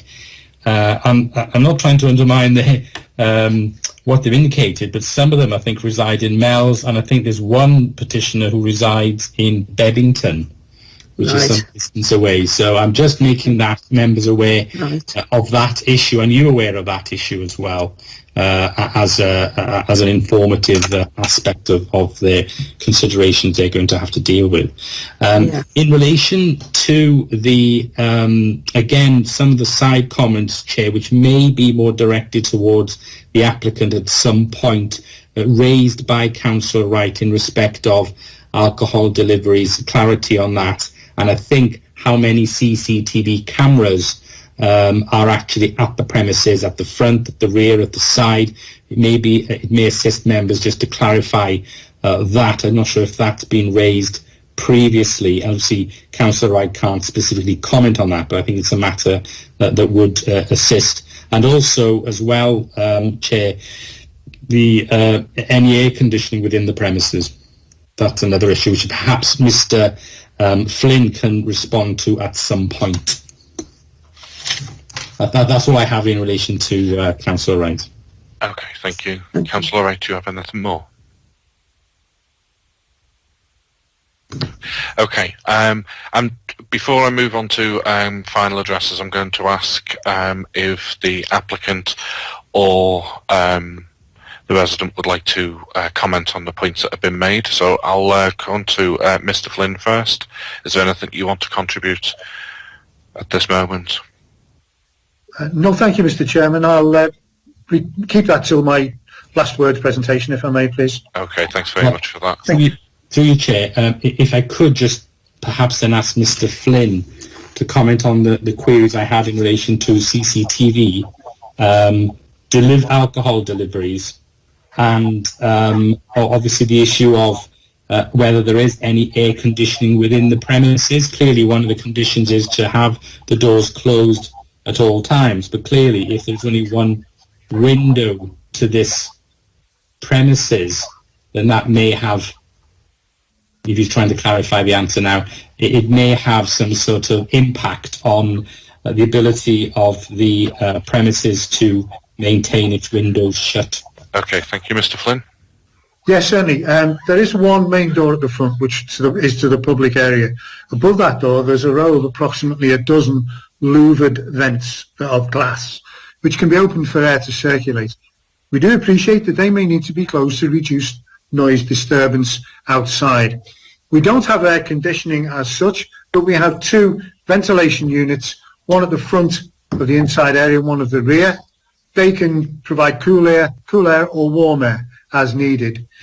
The CCTV cameras, we have one inside the premises covering the bar and eating area, the service area. We have one at the front of the premises which covers all over the front of the premises and out onto part of the paved area. And we have two cameras situated at the rear. One focused, if you like, onto our back door, and one focused down into that general area, which I think I'll refer to later as well, if I may. Okay, thank you. Mr. Hamer? Thank you, yeah. Just to clarify, are you asking me to just make any additional comment on what was said, or? Yeah, just the questions that the solicitor was making reference to. So, with regards, again, I'm not familiar with the grape, I think you call it, or the grape escape. I've been living there for 12 years now, and it certainly wasn't there when I moved in, and I certainly wasn't aware of it. I thought it was a fairly vibrant time at that particular time period. I believe one of the solicitor or one of the other councillors asked about other premises nearby, and the councillor referred to the Ship, which is obviously a sort of an old school sort of all-in-one pub and residence, if you like. There is another bar, probably a similar distance away, but on the other side of the road, called Tides, which has commercial office property above it. I don't know if that's relevant, but I just didn't want that property to have been missed into your considerations. Okay, thank you. Right. Could you just one moment, sorry.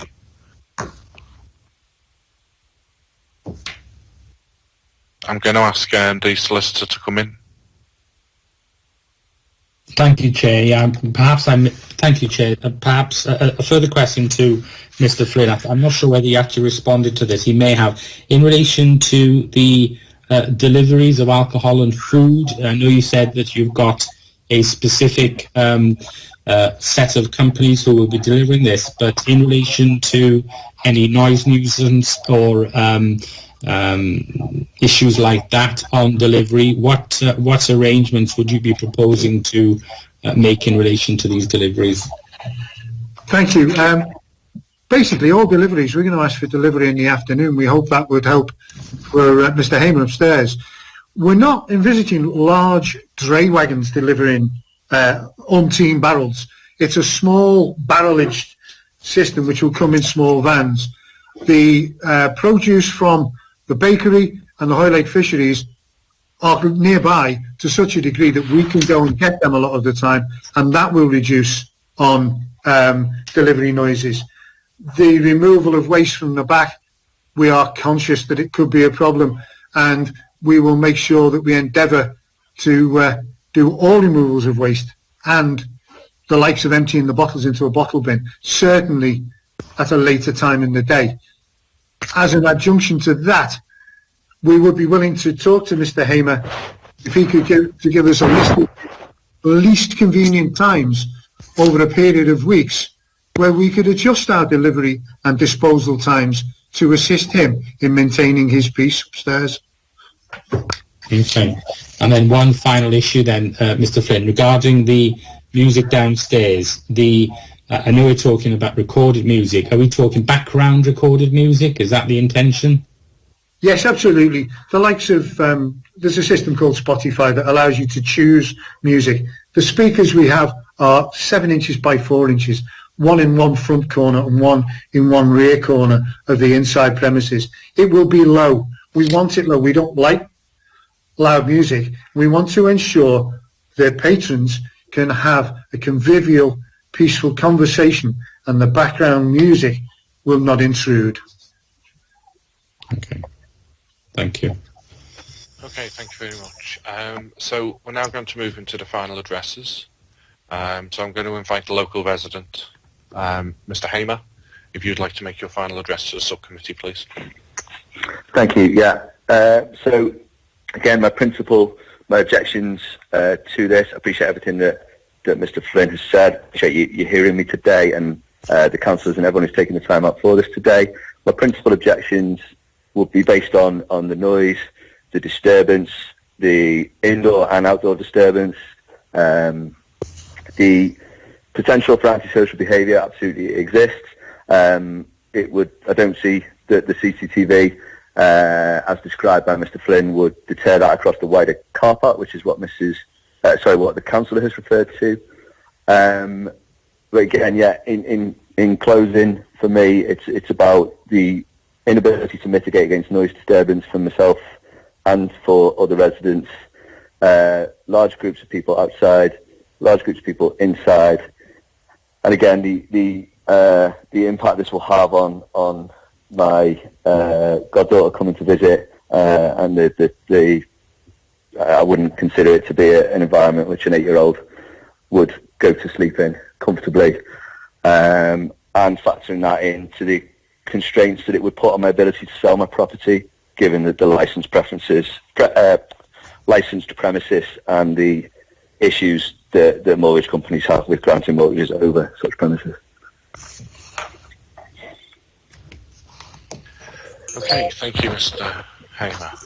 I'm now going to invite the ward councillor to make her final address to the committee.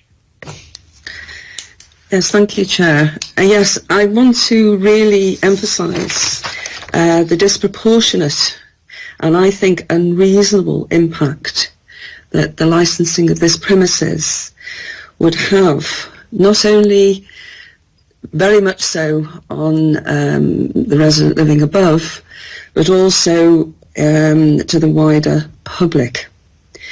And I believe very sincerely that the licensing objectives of which I've outlined are unlikely to be upheld and therefore maintained. There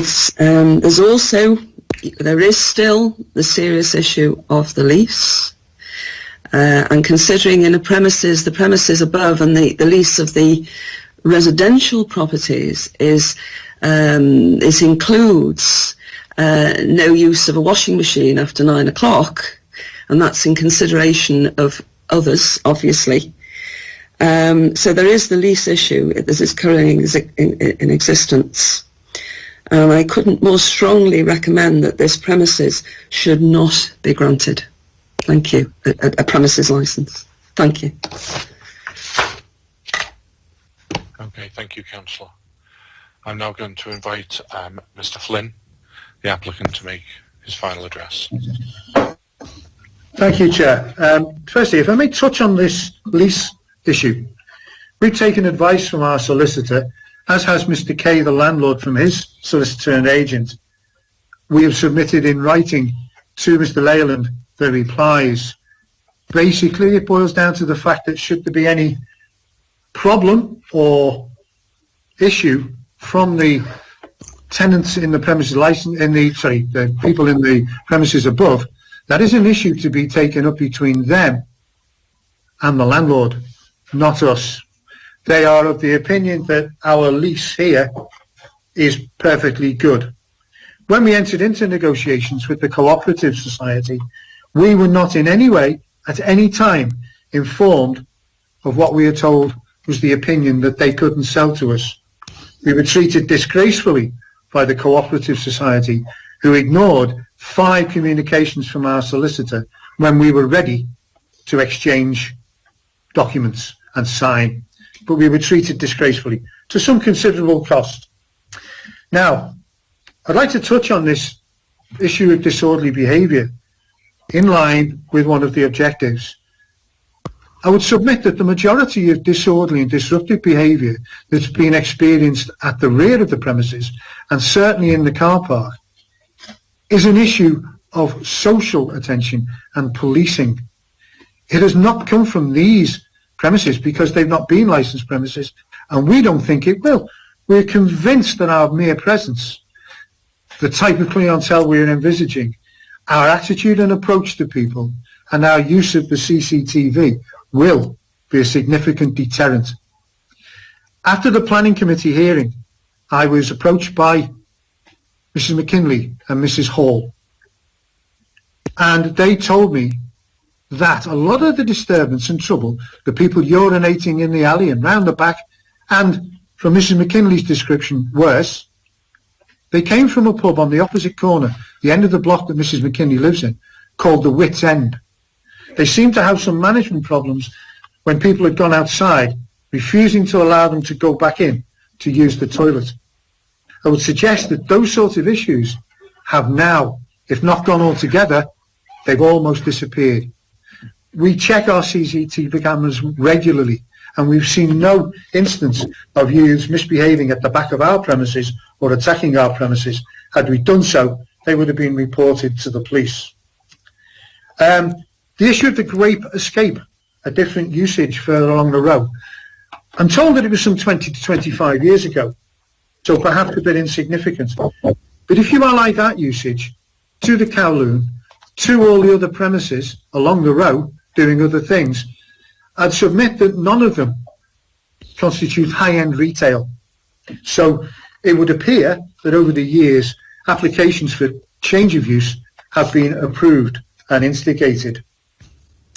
The social distancing matter that was reported and mentioned about us here in these premises, that was 2 parts of the family, Mr. Rice and their family, doing some work. I have been in the premises on 3 occasions, and it's always been social distancing. I'm a vulnerable person. I don't wish to take any risks. My wife didn't want me to come and meet here today, to be honest, but there you go. The like of talking about frequent music. Yeah, background music. I answered the solicitor on that. It's not going to be outside. It's not going to be piped outside, and it's certainly not going to be any playing. Again, as said before, we are quite happy for 2 things to be used in the granting of the licence, and that is 1, the removal of permission for live music, and 2, licensing hours to be restricted to 10:30 p.m. so that we can have the premises cleared and done by 11. The extraction system won't always be on. We've tested it. The motor in it is not good. It will be replaced by a more efficient and quiet motor. The talk of vibration having a high impact upstairs, we're open to anyone to come and check it and give us recommendations accordingly. The councillor mentioned her concerns about conflict outside with the customers. We believe our customers will be of a discerning nature, because we're not offering what Wits End are offering, what Hoylake Lights are offering. We're offering a totally different experience, totally different focus. And we thoroughly believe that by showing them signs and talking to them, persuading them, we'll be able to get their cooperation in minimising the outside perceived problem.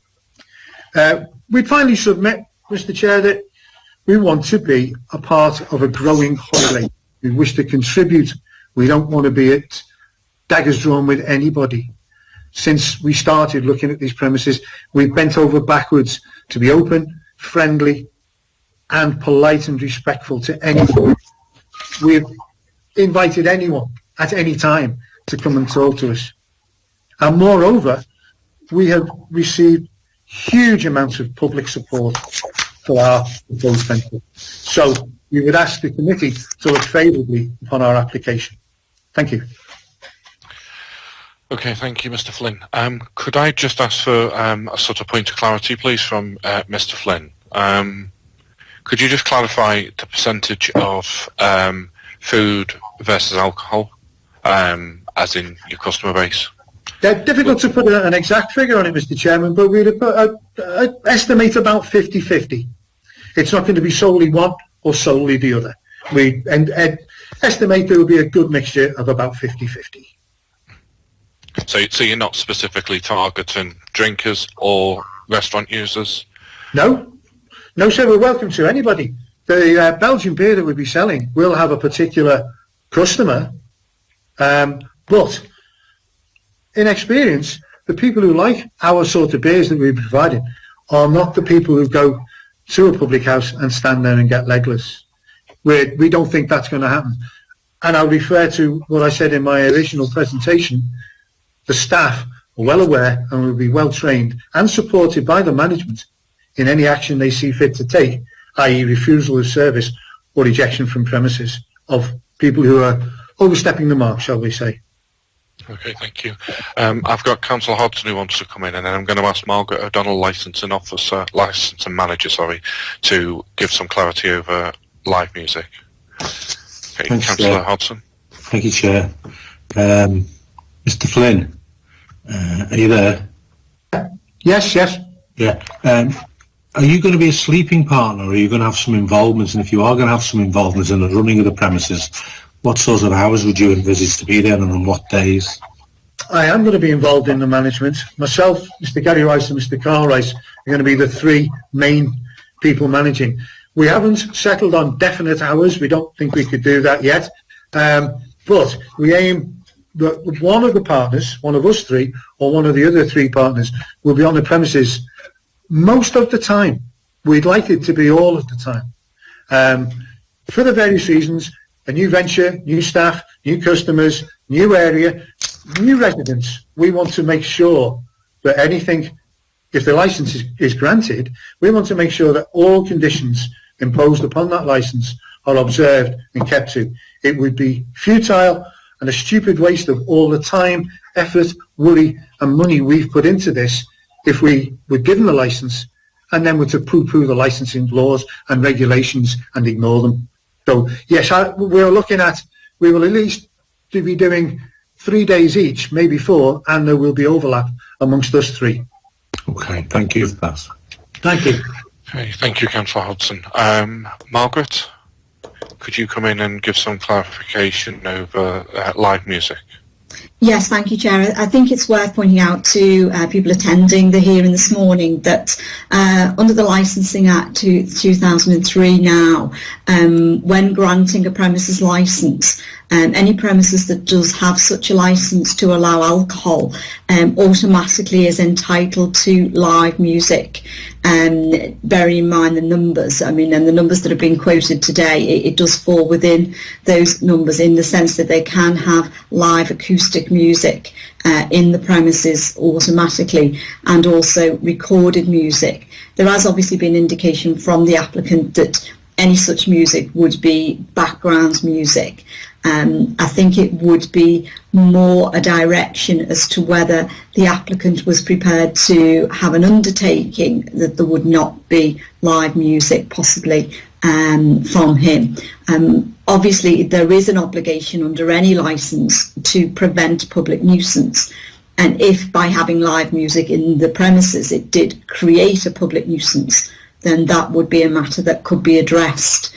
But I just thought it was important that everyone was aware of that. Chair, thank you. Okay, thank you, Margaret. Mr. Flynn, would you like to come back on that? Yes, thank you, Mr. Chairman. Yeah, grateful for the advice, and it clarifies the matter for us, definitely. We're very happy to give an undertaking if the authority deems it desirable that we will not have live music. We will give that in writing, and we will absolutely accept it if it's a stipulation of granting of the licence. Thank you. Okay, I've got Councillor Hodson. Mr. Flynn, you there, Mr. Flynn? Yes, sir. What floor covering have you got inside the premises? I don't know if I missed it before. Have you got, is it hard tiles or something? It is the original hard tiles that were installed in the in these premises. We don't know when, but they were certainly here when this was run as a cafe. So that is the flooring in here. If it was, I've asked you about conditions and previous on, you said you're happy to do it. If we considered to give you the licence and we wanted you to put carpeting down, would there be a problem with that? No, no problem at all, sir. Because I think that would assist in stopping the clatter of chairs, wouldn't it? Yeah, yes, it would. I don't think there's any doubt about that. It might help alleviate some of Mr. Hamer's concerns over that issue. We'd be more than happy to do that. So you'd be happy if that was put on as a condition? Yes, sir. Okay, thank you. Okay, thank you. For those that don't know, this was the first live broadcast of a licensing meeting, and I think it's gone fairly smoothly. And I thank everyone for their participation today.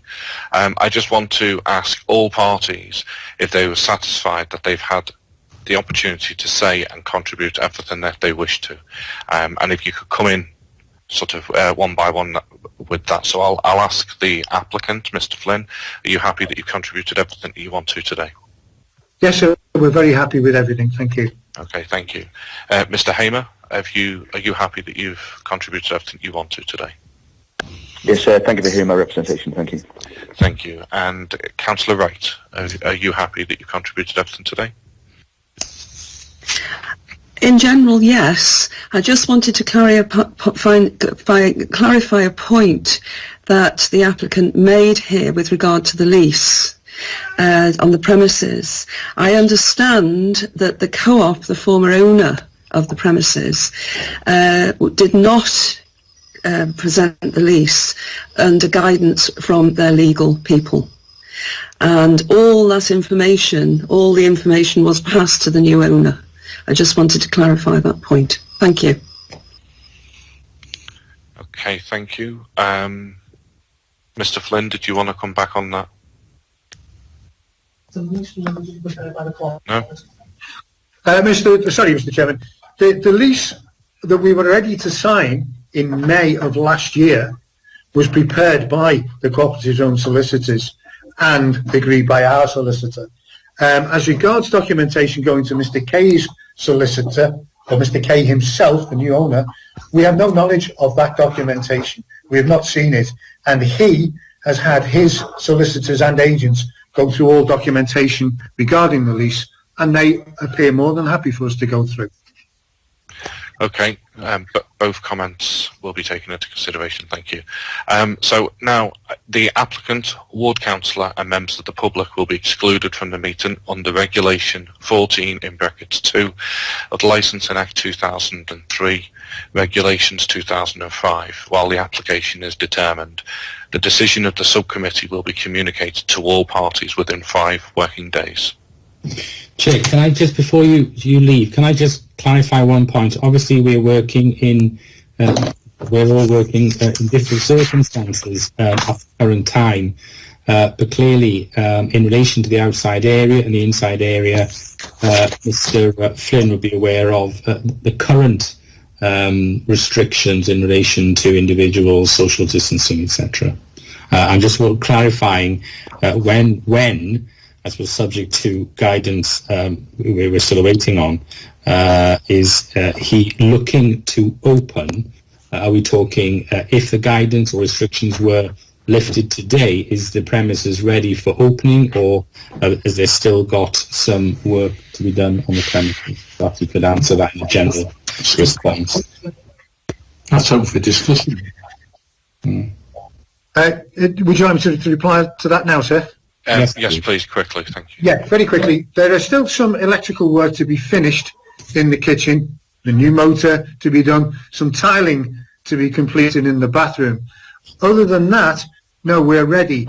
We have worked out and devised a system where we would work from outside only, anticipating that is what the government will say would be the first step, and we can manufacture a physical barrier with inside to produce a one-way system if people needed to use the bathroom. So we're quite happy that within a couple of days of our internal work, we would be ready to go. Okay, thank you, Chair. Okay, so as I previously said, the decision of the subcommittee will be communicated to all parties within 5 working days, and the ward councillor, members of the public and the applicant will be excluded from the rest of this meeting whilst we determine the application. Thank you.